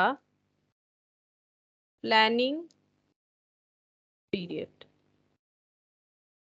तो ये जो रेंज है 3 मंथ से लेके 1 ईयर का, जो ये रेंज बता रहा है, फिजिकल फैसिलिटीज, जो भी हमें फिजिकल फैसिलिटीज मिल रहा है, ठीक है, आउटपुट प्रोड्यूस करने के लिए, are assume to be fix, जैसे हम लोग बोलते हैं ना all other things remain constant, जैसे हम लोग इकोनॉमिक्स में पढ़ते हैं, उसी तरह से अगर हम लोग ये मान के चलेंगे, ये एजम्पशन लेके चलेंगे कि जो भी फिजिकल फैसिलिटीज हमें मिल रहा है प्लानिंग के टाइम पे, during the time of planning, वो हमारा हमेशा फिक्स्ड रहेगा, ये मान के, ये एजम्पशन लेके हमें चलना है, ठीक है। तो ये हम क्या करें, ये जस्ट पॉइंट लिखवा रहे हैं। अगर एग्रीगेट प्लानिंग पूछ ले तो हमें मेन मेन क्या क्या पॉइंट जो है वो लिखना चाहिए, ठीक है।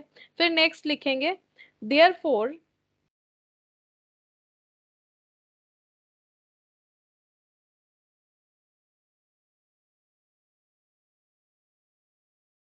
fluctuations in demand must be met by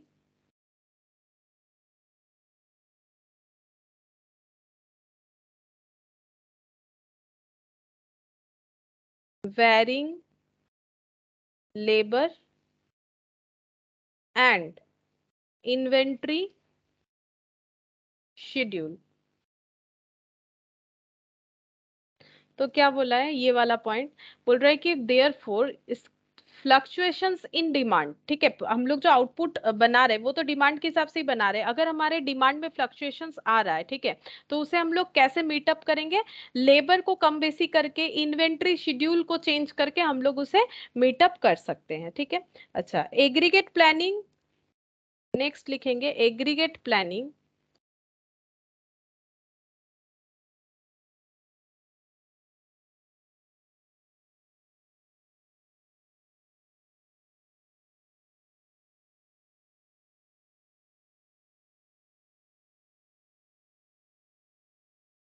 seeks the best combination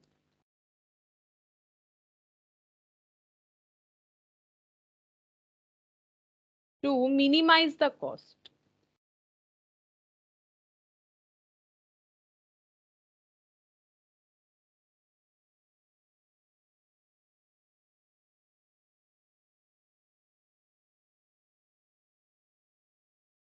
cost को मिनिमाइज करने के लिए हमें क्या करना पड़ेगा, बेस्ट कॉम्बिनेशन को हमें चूज करना पड़ेगा ताकि हम लोग का कॉस्ट जो है वो मिनिमाइज हो। फिर next, production planning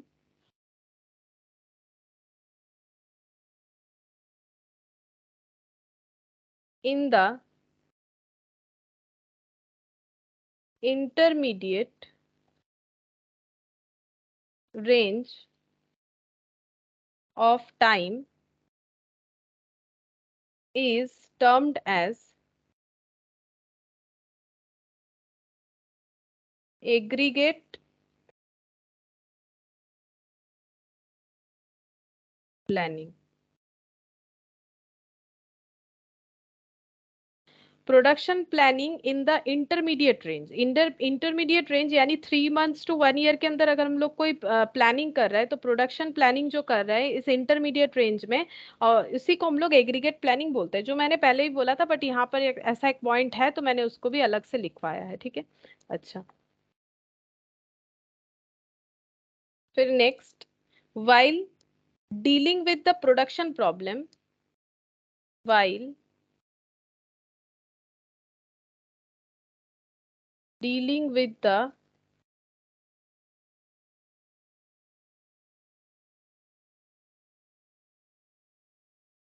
production problems,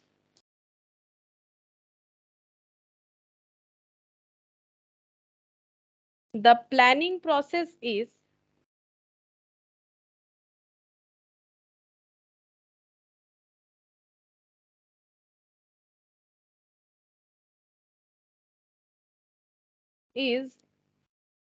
normally divided into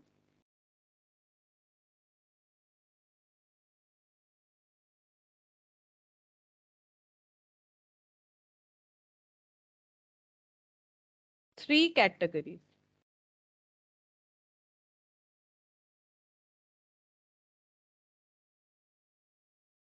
तो क्या लिखा है, while dealing with the production problem, the planning, अगर प्रोडक्शन प्लानिंग में कोई प्रॉब्लम होता है तो the production process is normally divided into 3 category. तो हम लोग 3 कैटेगरी में से डिवाइड कर सकते हैं, long range planning, long range planning,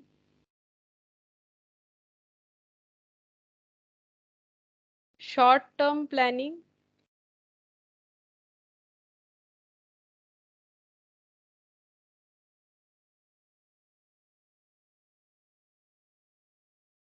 intermediate planning और एग्रीगेट प्लानिंग।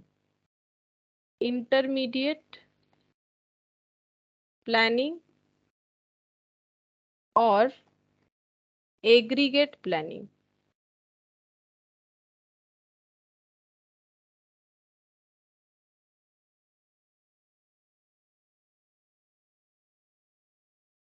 अच्छा, अब इसके बारे में थोड़ा सा यहाँ से पढ़ा देते हैं। ये देखो, लॉन्ग टर्म प्लानिंग का मतलब क्या होता है। देखो, while dealing with production problem the planning process is normally divided into 3 categories. बाकी जो भी मैंने लिखवाया है इसी चीज को पॉइंट करके लिखवाया ताकि याद रह जाए, ठीक है। ये देखो, अब यहाँ पर थोड़ा सा बता देते हैं। लॉन्ग रेंज प्लानिंग का मतलब क्या होता है, which deals with strategic decision such as purchase of facilities, introduction of new product, processes etcetera. Normal सा बात है कि अगर हम लोग नया प्रोडक्ट ऐड करना चाहते हैं, नया प्रोसेस मॉडल ऐड करना चाहते हैं, कुछ नया फैसिलिटीज परचेस करना चाहते हैं, तो इसके लिए हमें लॉन्ग रेंज का प्लानिंग करना चाहिए। हम आज बोलने से आज ही नया प्रोडक्ट लॉन्च नहीं कर सकते। शॉर्ट टर्म प्लानिंग जो है, डे टू डे वर्क के लिए अगर हम लोग कोई प्लान कर रहे हैं, जैसे शेड्यूल में चेंजेस लाना चाहते हैं, जो इन्वेंट्री का प्रॉब्लम हो रहा है उसे सॉल्व करने के लिए कुछ अगर सोच रहा है, कुछ स्ट्रेटेजी लाना चाहते हैं, that is short term planning, जो शॉर्ट टर्म में सॉल्व हो सकता है।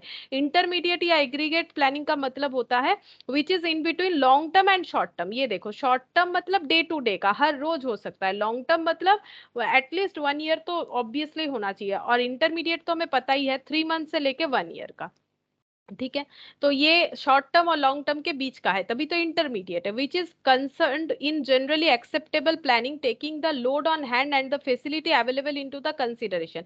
इन aggregate planning the management formulates a general strategy by which capacity can be made to satisfy demand in a most economical way during a specific moderate time period। ये तो अभी हम लोगों ने ये सारा चीज ही तो पढ़ा कि हम लोग स्पेसिफिक टाइम पीरियड के अंदर किस तरह से हम लोग अपना एग्जीक्यूशन कर सकते हैं। वही चीज तो हम लोगों ने अभी पढ़ा कि एग्रीगेट प्लानिंग का मतलब ही होता है इंटरमीडिएट टर्म प्लानिंग डिसीजन।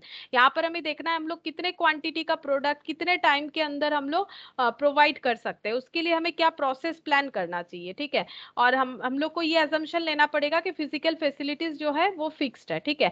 अगर हम लोग चाहे तो जो डिमांड है उसके साथ मीट करने के लिए लेबर में वेरी कर सकते हैं, इन्वेंट्री शेड्यूल में वेरी कर सकते हैं, ठीक है।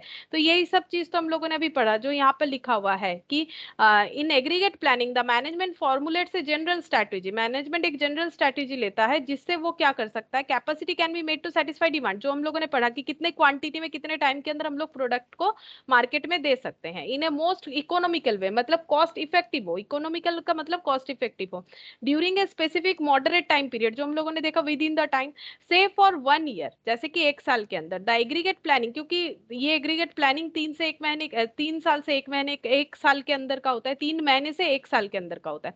The aggregate planning is made operational through a master schedule that gives the manufacturing schedule, product and date of manufacture. Aggregate planning जो है उसके लिए हम लोग क्या कर सकते हैं, एग्रीगेट प्लानिंग में हम लोग एक ऑपरेशनल शेड्यूल बना सकते हैं कि कब कौन सा प्रोडक्ट कितने टाइम के अंदर हमें मैन्युफैक्चर करना चाहिए। Generally day to day schedule are prepared from master schedule, और मास्टर शेड्यूल जो बना हुआ है उससे डे टू डे का शेड्यूल बनता है। Facility planning and scheduling has got very close relationship with aggregate planning, ठीक है।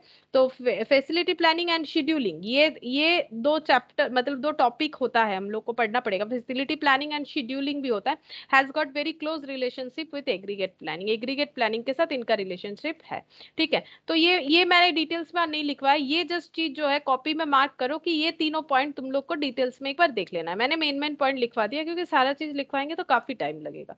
अच्छा, ये मेन चीज हो गया। अब हमें नेक्स्ट इसके बाद क्या देखना चाहिए, aggregate planning strategy.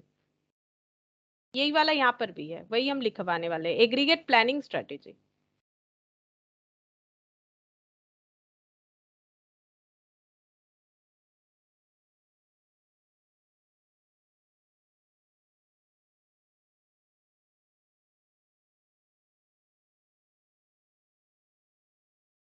with the help of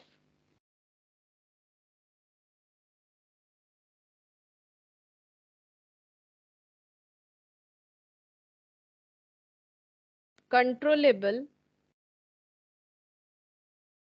variables which constitute pure strategy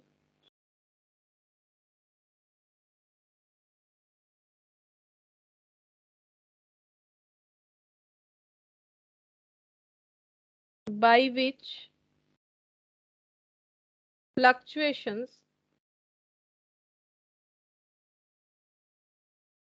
in demand and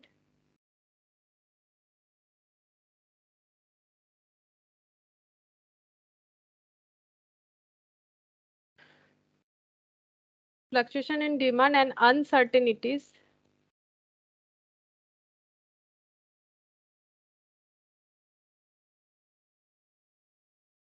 in production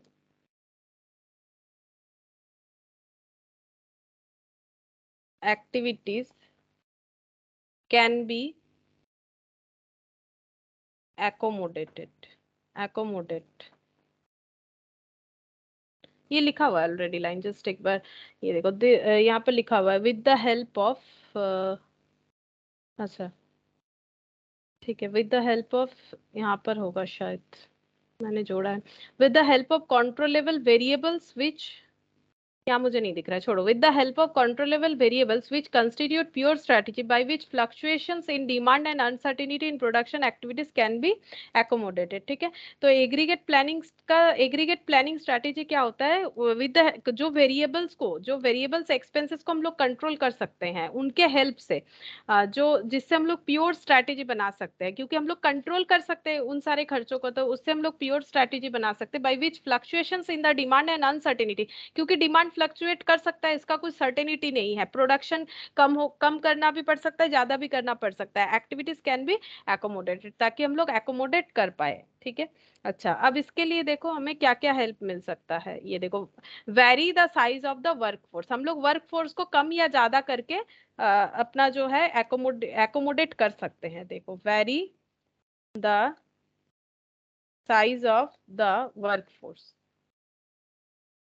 मतलब वर्कर को अपॉइंट भी कर सकते हैं, वर्कर को हटा भी सकते हैं, वही लिखा हुआ है, देखो, output is controlled by hiring or laying off workers in proportion to the changes in the demand, demand ज्यादा है तो ज्यादा वर्कर को हायर करो, डिमांड कम है तो वर्कर को छांट दो, तो वही बोल रहा है very size of the workforce, क्योंकि ये वेरिएबल खर्चा है ना, देखो वर्कर वाला खर्चा वेरिएबल है तो कंट्रोलेबल है, हम लोग अपने हिसाब से कम या ज्यादा वर्कर रख सकते हैं अपने नीड के हिसाब से, तो वही बोल रहा है with the help of controllable variables, जैसे कि वर्कफोर्स वाला, which constitute pure strategies by which fluctuations in the demand and uncertainty in production activities can be accommodated।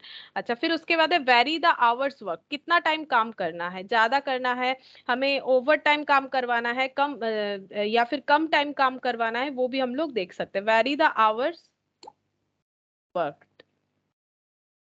तो ये कैसे होगा, देखो, vary the hours work, maintain the stable workforce but permit idle time when there is a slack and permit over time when demand is peak. ये देखो slack, ये भी हमें बाद में पढ़ना पड़ेगा, हम बता देते हैं। ये देखो, मेंटेन द स्टेबल वर्कफोर्स, अगर हम लोग स्टेबल वर्कफोर्स मेंटेन कर रहे हैं, मतलब स्टेबल वर्कफोर्स का मतलब अगर हम लोग नहीं चाहते कि वर्कफोर्स को कम ज्यादा करें, मतलब वर्कर को हायर करना या वर्कर को ले ऑफ करना नहीं चाहते हैं, तो हम लोग क्या करेंगे, हम लोग अपने टाइम को चेंज कर सकते हैं, but idle time when there is a slack, slack का मतलब अगर उतना डिमांड नहीं है तो आइडल टाइम दे देंगे वर्कर लोगों को, और परमिट ओवर टाइम, और उनसे ओवर टाइम भी करवा पाए, ऐसा उनके साथ डीलिंग्स होना चाहिए अगर हम लोगों का डिमांड पीक में हो तो। ठीक है, तो ये भी हमारा एक वेरिएबल जो है खर्चा हम लोग कंट्रोल कर सकते हैं अपने हिसाब से।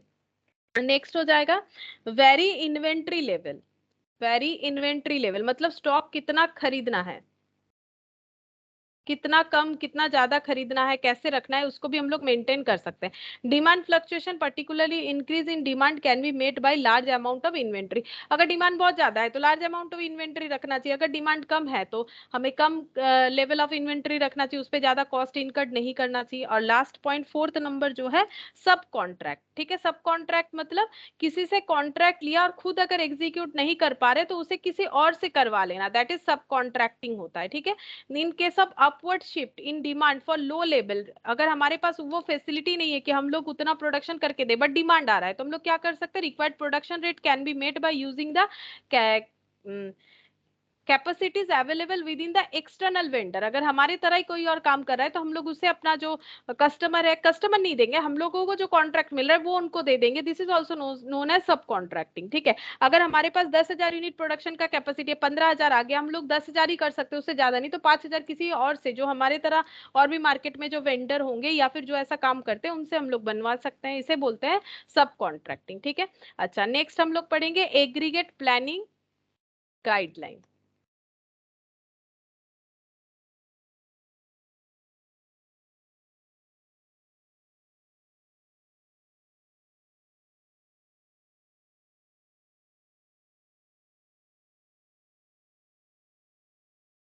Aggregate planning guideline.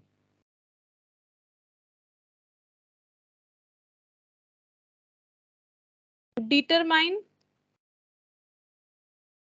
corporate policy regarding controllable variables. Determine corporate policy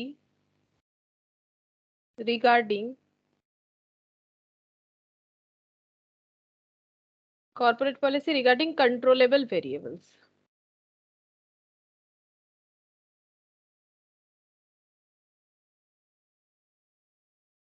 जो कंट्रोलेबल वेरिएबल्स है, ठीक है, उसके रिगार्डिंग जो भी हमारा कॉर्पोरेट पॉलिसी है वो भी हमें डिटरमाइन करना पड़ेगा, ठीक है। Use a good forecast as a basis for planning.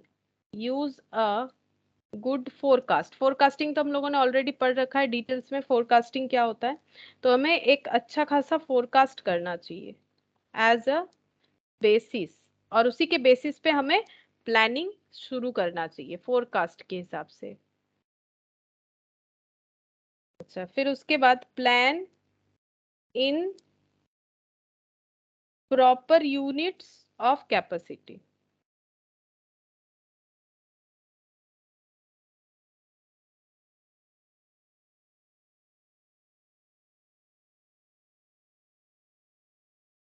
Plan in proper units of capacity. Capacity के हिसाब से हमें प्लान करना चाहिए कि हमारे प्लांट कैपेसिटी क्या है या फिर हमारा फुल कैपेसिटी क्या है, कितना हम लोग प्रोडक्शन कर सकते हैं। मेंटेन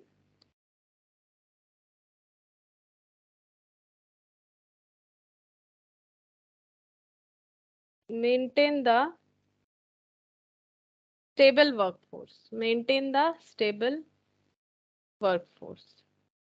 वर्कफोर्स स्टेबल रहना ही अच्छा होता है। बार बार वर्कर को मतलब हायर करना और बार बार उनको छांटना ये ठीक नहीं होता है। तो हमें स्टेबल वर्कफोर्स, ये एक गाइडलाइंस हमें रखना चाहिए कि हम लोग अपना वर्कफोर्स को स्टेबल रखेंगे। फिर maintain needed control over maintain needed control over inventory. Inventories पे हमारा कंट्रोल होना चाहिए, maximum level, minimum level, average level, ये सब हमें ध्यान से देखना चाहिए। Maintain flexibility to change.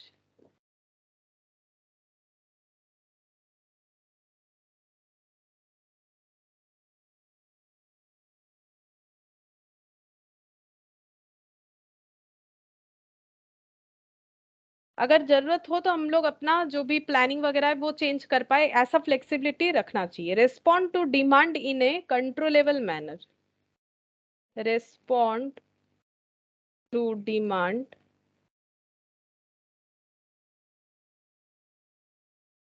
In a controllable manner.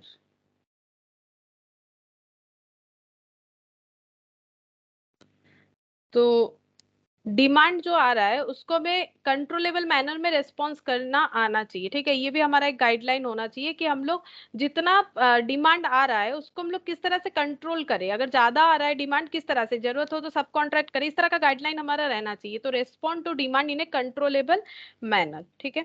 फिर हो जाएगा evaluate planning on a regular basis. Evaluate planning, planning को इवेल्युएट करते रहना चाहिए रेगुलर बेसिस पे। Evaluate planning on an regular basis.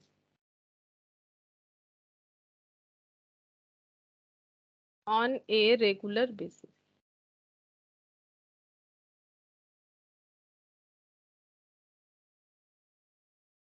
अच्छा, फिर है properties. Properties at aggregate planning, ये भी शॉर्टकट में लिखवा देते हैं, प्रॉपर्टीज क्या क्या है। Properties at aggregate planning.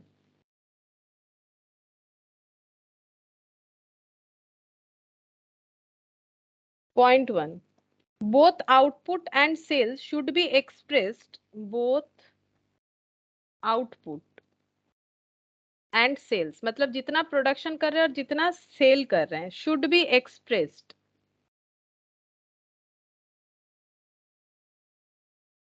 in a logical overall unit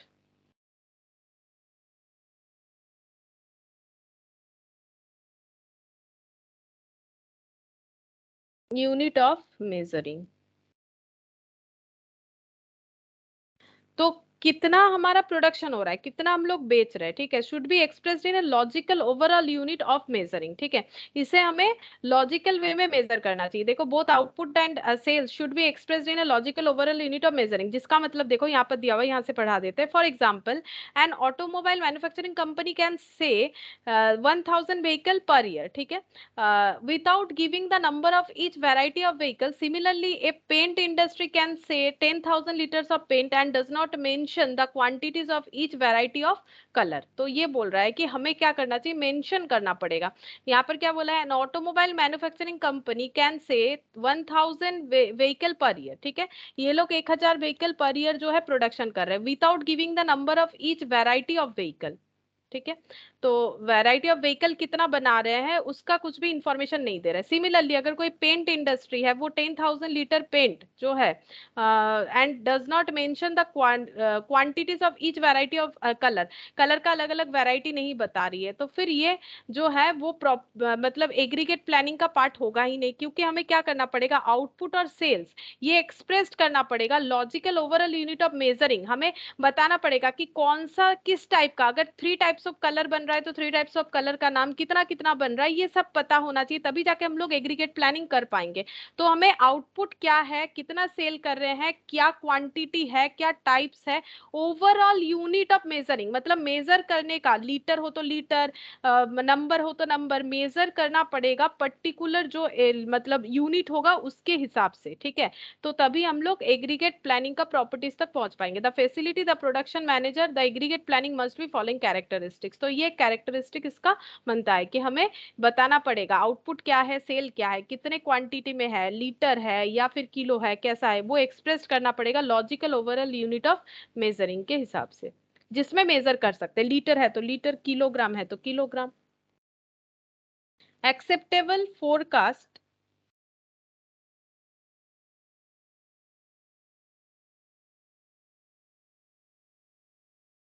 for some reasonable planning period।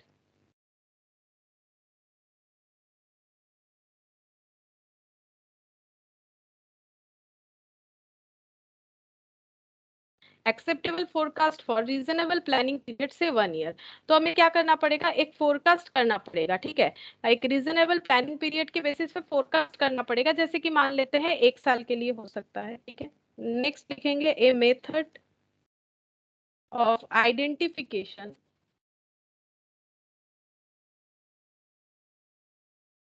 And fixing relevant cost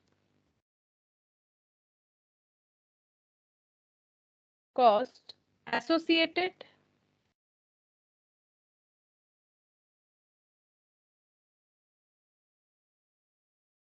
plant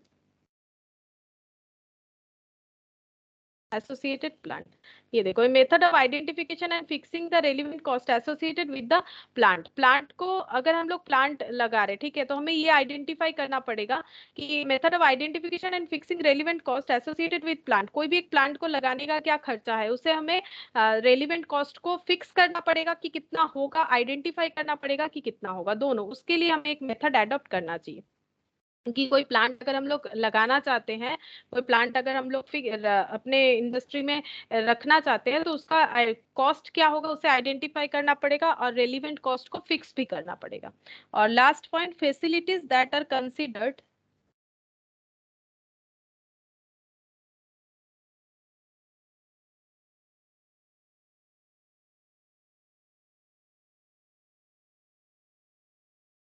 to carry out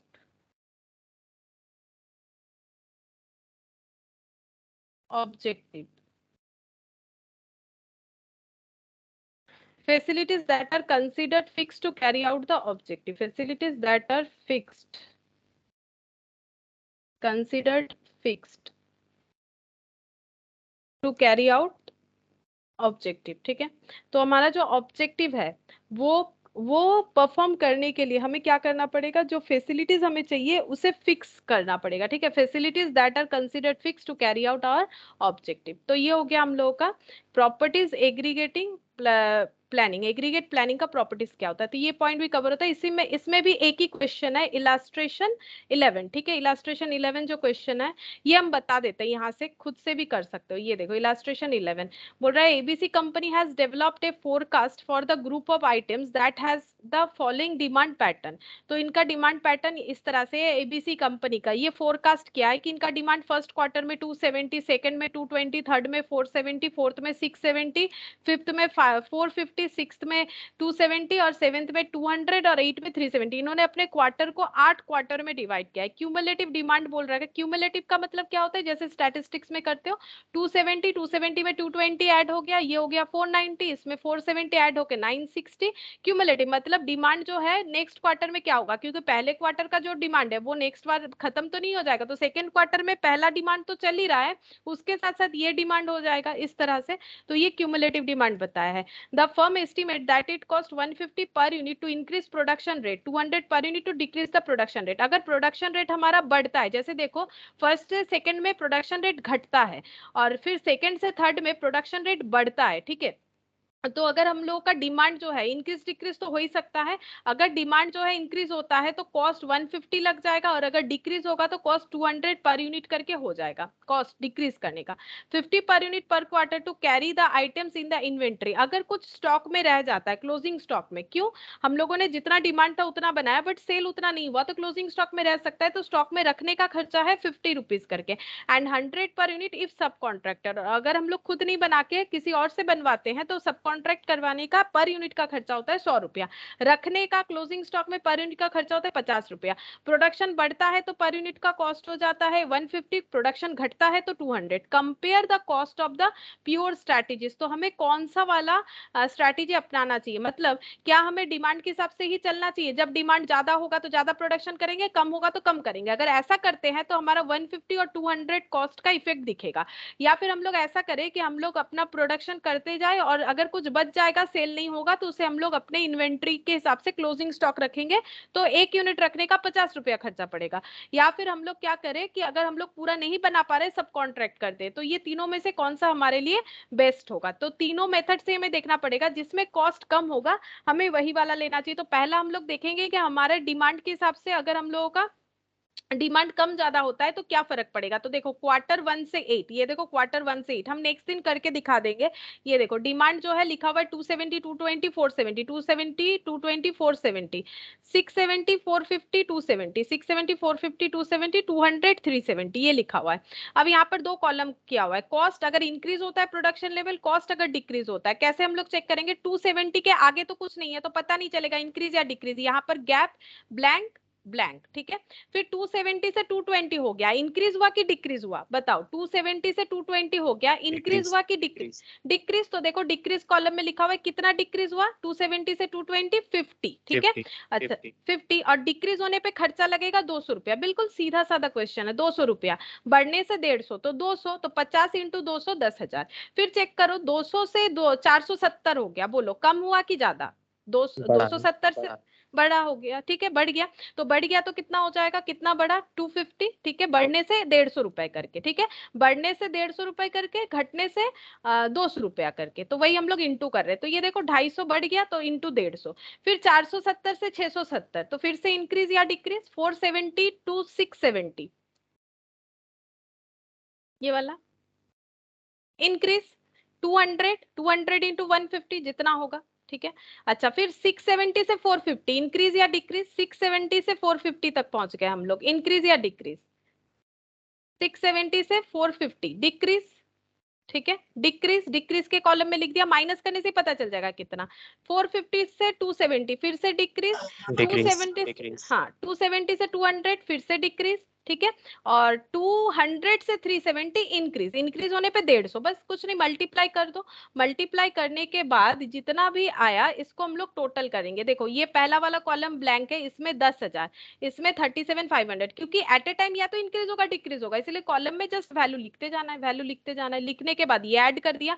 तो अगर हम लोग इंक्रीज डिक्रीज वाला पैटर्न लगाएंगे तो हमारा टोटल कॉस्ट ऑफ प्लान 1,97,000 होगा। दूसरा क्या था, हम लोग अगर अपना स्टॉक रखना चाहते हैं, हम लोग अगर क्लोजिंग स्टॉक में रख दे तो हम लोग को रखने का खर्चा पड़ेगा 50 रुपीज पर यूनिट। वो कैसे चेक करेंगे कि इसमें हमारा क्या खर्चा होगा, क्वार्टर वही 1 से लेके 8 तक, 1 to 8, ठीक है, और जो डिमांड है वो देखो कितना कितना है डिमांड, 270, 220, 470, 270, 220, 470, 670, 450, 270, 670, 450, 270 एंड 200, 370, वही चीज लिखा हुआ है और कुछ नहीं। फिर यहाँ पर हमें लिखना पड़ेगा क्यूमुलेटिव डिमांड, जो कि क्वेश्चन में किया हुआ है, हम लोग वो देख के भी लिख सकते हैं, 270, 490, 960, ये देखो 270, 490, 960, फिर कितना है 1630, 20, 80, 1630, 20, 80, 2350, 2550, 2350, 2550, 2920, ठीक है, 2920, ठीक है, 2920, ये चेक कर लेते हैं, ये 7, 5, 12,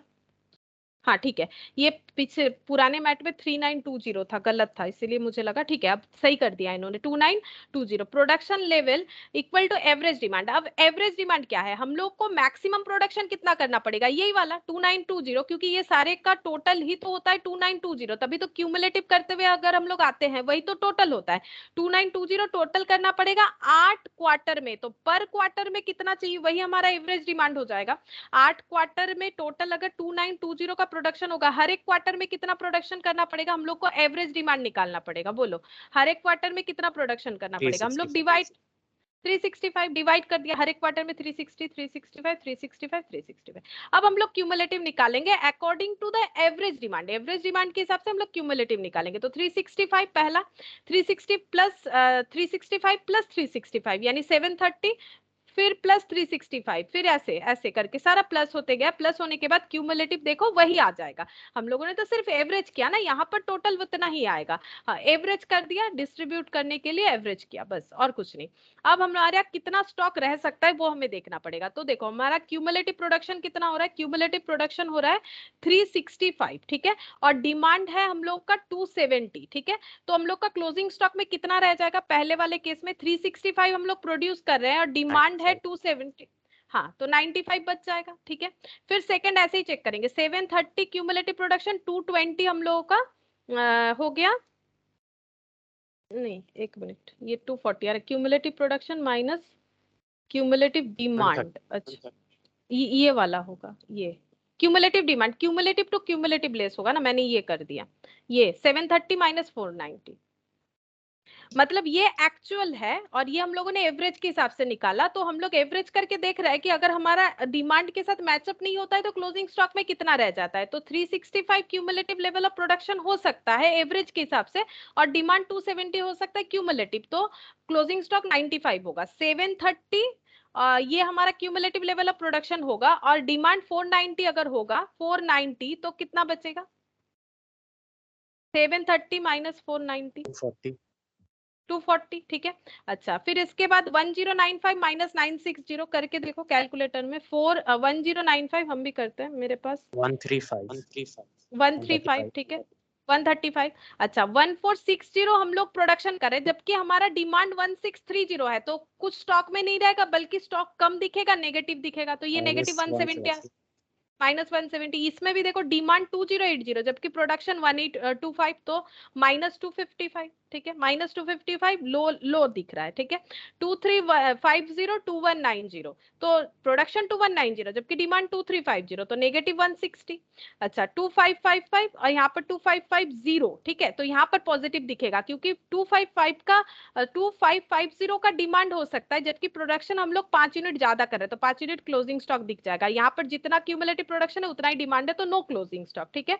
अच्छा अब हम लोगों को क्या देखना है, हमें देखना है कि सबसे ज्यादा हमारा लो डिमांड कहाँ पर हो रहा है, मतलब सबसे ज्यादा यूनिट ऐसा कौन सा है जो हम लोग प्रोड्यूस करके नहीं रख रहे हैं। जैसे 95 क्लोजिंग स्टॉक में रह रहा है पॉजिटिव, ये क्लोजिंग स्टॉक में रहेगा, ये क्लोजिंग स्टॉक में रहेगा, ये क्लोजिंग स्टॉक में रहेगा, ये तीनों का मतलब है इतने का स्टॉक हमें कम दिख रहा है। तो सबसे कम स्टॉक कितना क्वांटिटी का है, सबसे कम स्टॉक कितना क्वांटिटी का है? 160 नहीं ये वाला नेगेटिव में तो ये होगा ना, ये तो ज्यादा हो गया, 250 -255। तो हमें क्या करना चाहिए, हमें 255 का स्टॉक हमेशा पहले हाथ में रखना पड़ेगा, जो सबसे वैल्यूएबल सबसे ज्यादा यूनिट देगा। ये देखो adjusted inventory with 255 at the beginning of period के स्टार्टिंग में हमें 255 रखना पड़ेगा, क्योंकि जब हम लोग Q5 में आएंगे तब हमारा, ताकि नेगेटिव ना हो और इसके पहले भी ना हो, क्योंकि अगर हम लोग 160 या 170 ले लेते हैं तो 255 को कवर नहीं कर पाएंगे, लेकिन 255 लेंगे तो बाकी नेगेटिव को भी हम लोग कवर कर पाएंगे, ये जीरो हो जाएगा, इसलिए हाईएस्ट वैल्यू लिया जाता है, ठीक है। तो ये हाईएस्ट वैल्यू लेंगे 255। अब देखो 95 है और अगर हम लोग और भी 255 बना के रखेंगे तो कितना हो जाएगा, 95 तो क्लोजिंग स्टॉक में रहेगा और 255 लेना पड़ेगा ताकि Q5 में ऐसा हालत ना हो। तो टोटल कितना हो जाएगा, यहाँ पर ऐड करके देखो 350 फिर यहाँ पर 255 ऐड होगा, मतलब जो है उसमें और 255 हम लोग बनाते जाएंगे। ये टोटल करके देखो 495, चेक करके देखो 495 आता है। ये टोटल करके देखो 5 5 10, 5 1 6, 6 और 3 9, 9 और यहाँ पर 3, ठीक है। और 255 -170 देख लो कितना आता है, 85 ही आएगा। 255 प्लस 255 माइनस 255 जीरो हो गया, ये हो जाएगा 95, ये हो गया 260, ये हो गया 255, ठीक है। अब इसको होल्ड करने का कॉस्टिंग बताया गया था हम लोगों को 50 करके, इंटू 50, देख लो 50 इंटू करने से ये आएगा, ठीक है, 50 इंटू करने से ये आएगा, तो ये हो गया 96,500। 50 अगर इंटू करेंगे तो ये आ जाएगा। 50 कहाँ से किया, क्वेश्चन में बताया गया था कि अगर इन्वेंट्री होल्ड करना है तो उतना ही होगा। तो पहले वाले का खर्चा था 1,97,000, दूसरा वाला आ रहा है 96,500, तो पहला वाला तो रिजेक्ट है ही, 96,500 में भी हम लोग ले सकते हैं। प्लान 3 भी देख लेते हैं, that is the sub contracting. सब कॉन्ट्रैक्टिंग पहले देख लेते हैं, डिमांड फोरकास्ट क्या है, 8 क्वार्टर होगा, 1 से लेके 8 तक डिमांड फोरकास्ट है, 270 220 470 670, जो क्वेश्चन में दिया हुआ है 450 270 200, 450 270 200 और लास्ट में है 370, ठीक है। अच्छा नॉर्मल प्रोडक्शन कैपेसिटी एज्यूम किया गया है यहाँ पर 200, ठीक है। यहाँ पर कुछ बोला नहीं है, इन्होंने एज्यूम किया है, क्वेश्चन में देखो क्या बोल रहा है, normal production capacity is assume to be 200, that is the minimum. अच्छा यहाँ पर हमें क्या देखना पड़ेगा, सब कॉन्ट्रैक्ट हम लोग कौन सा करेंगे, हम लोग पहले सबसे मिनिमम डिमांड देखेंगे, सबसे मिनिमम डिमांड कितना है वो तो हम लोग फुलफिल कर ही लेंगे, 200 ये हम लोग फुलफिल करेंगे। इससे ज्यादा होगा तो हम लोग सब कॉन्ट्रैक्ट करेंगे, ऐसा एजम्पशन लेके हमें चलना चाहिए। अगर हमारा सबसे मिनिमम डिमांड जो है वो भी हम लोग फुलफिल नहीं कर पाएंगे तो कैसा बिजनेस है, ठीक है। मिनिमम डिमांड तो फुलफिल होगा, उससे ज्यादा होगा तो नहीं कर पाएंगे, तो हम लोग उस तरह से क्या करेंगे, सब कॉन्ट्रैक्ट बाकी एक्स्ट्रा यूनिट का कर देंगे। तो हमारा नॉर्मल प्रोडक्शन यूनिट हम लोग मान के चलते हैं कि हर क्वार्टर में 200 यूनिट तो बना ही लेंगे, जो कि डिमांड में मिनिमम हमें देखना पड़ेगा, डिमांड का जो मिनिमम वैल्यू होगा। तो यहाँ पर 70 यूनिट सब कॉन्ट्रैक्ट करना पड़ेगा, यहाँ पर 20 यूनिट, यहाँ पर 270 माइनस कर रहे हैं, 270 माइनस 200, तो 70 यूनिट जो एक्स्ट्रा होगा, 200 से जितना एक्स्ट्रा होगा उतना सब कॉन्ट्रैक्ट करेंगे। 670 से 200 हटा दो 470, 450 से 200 हटा दो 250, 270 से 200 हटा दो 70, यहाँ पर पूरा जीरो, क्योंकि 200 डिमांड 200 ही प्रोडक्शन, 370 और 200 170, तो सब कॉन्ट्रैक्ट करने का खर्चा 100 रुपए करके है, 100 रुपए करके सब में मल्टीप्लाई कर देंगे, तो यहाँ पर आ गया 1,32,000, जो कि ज्यादा हो रहा है। तो सेकेंड वाला जो स्ट्रैटेजी है वही बेस्ट है, मतलब इन्वेंट्री हमें रख लेना चाहिए, ठीक है, इन्वेंट्री रख के हमें बेचना चाहिए। ये देखो, the total cost of pure strategy is given below, पहले वाला 1,97,000 आया, दूसरा वाला 96,500 आया, तीसरा 1,32,000 आया। तीन स्ट्रैटेजी हम लोगों ने बनाए, तीन में ये कॉस्ट आया, तो सबसे मिनिमम कॉस्ट जो है वही हमें लेना चाहिए। तो plan two has the least cost, तो ये हमें लेना चाहिए, ठीक है। तो ये इस तरह से होगा, तो मैंने बता दिया किस तरह से होगा, ये एक बार खुद से करके भी देख सकते हो, ये कुछ खास है नहीं वैसे, मतलब आता है क्वेश्चन, मतलब उतना कुछ टफ नहीं है, खुद से लिख के हम लोग आराम से कर सकते हैं। तीन प्लानिंग है, ये ऊपर का इतना लिखने का जरूरत नहीं है, हम नेक्स्ट दिन बता देंगे, एक एक लाइन लिखने से ही होगा कि ये स्ट्रैटेजी हम लोगों ने क्या लिया है, ठीक है। जस्ट एक एक लाइन लिख के हम करवा भी देंगे कि कैसे करके होगा, ठीक है, जस्ट बता दिया कि एक बार गो थ्रू कर पाओ। फिर नेक्स्ट मेटेरियल रिक्वायरमेंट है जो ऑलरेडी ग्रुप 1 में पढ़ा हुआ है, ठीक है, तो ये एक बार बता देंगे, आराम से कर पाओगे, यो क्यू ये सब है इसके बाद, ठीक है। फिर आज इतना ही करते हैं।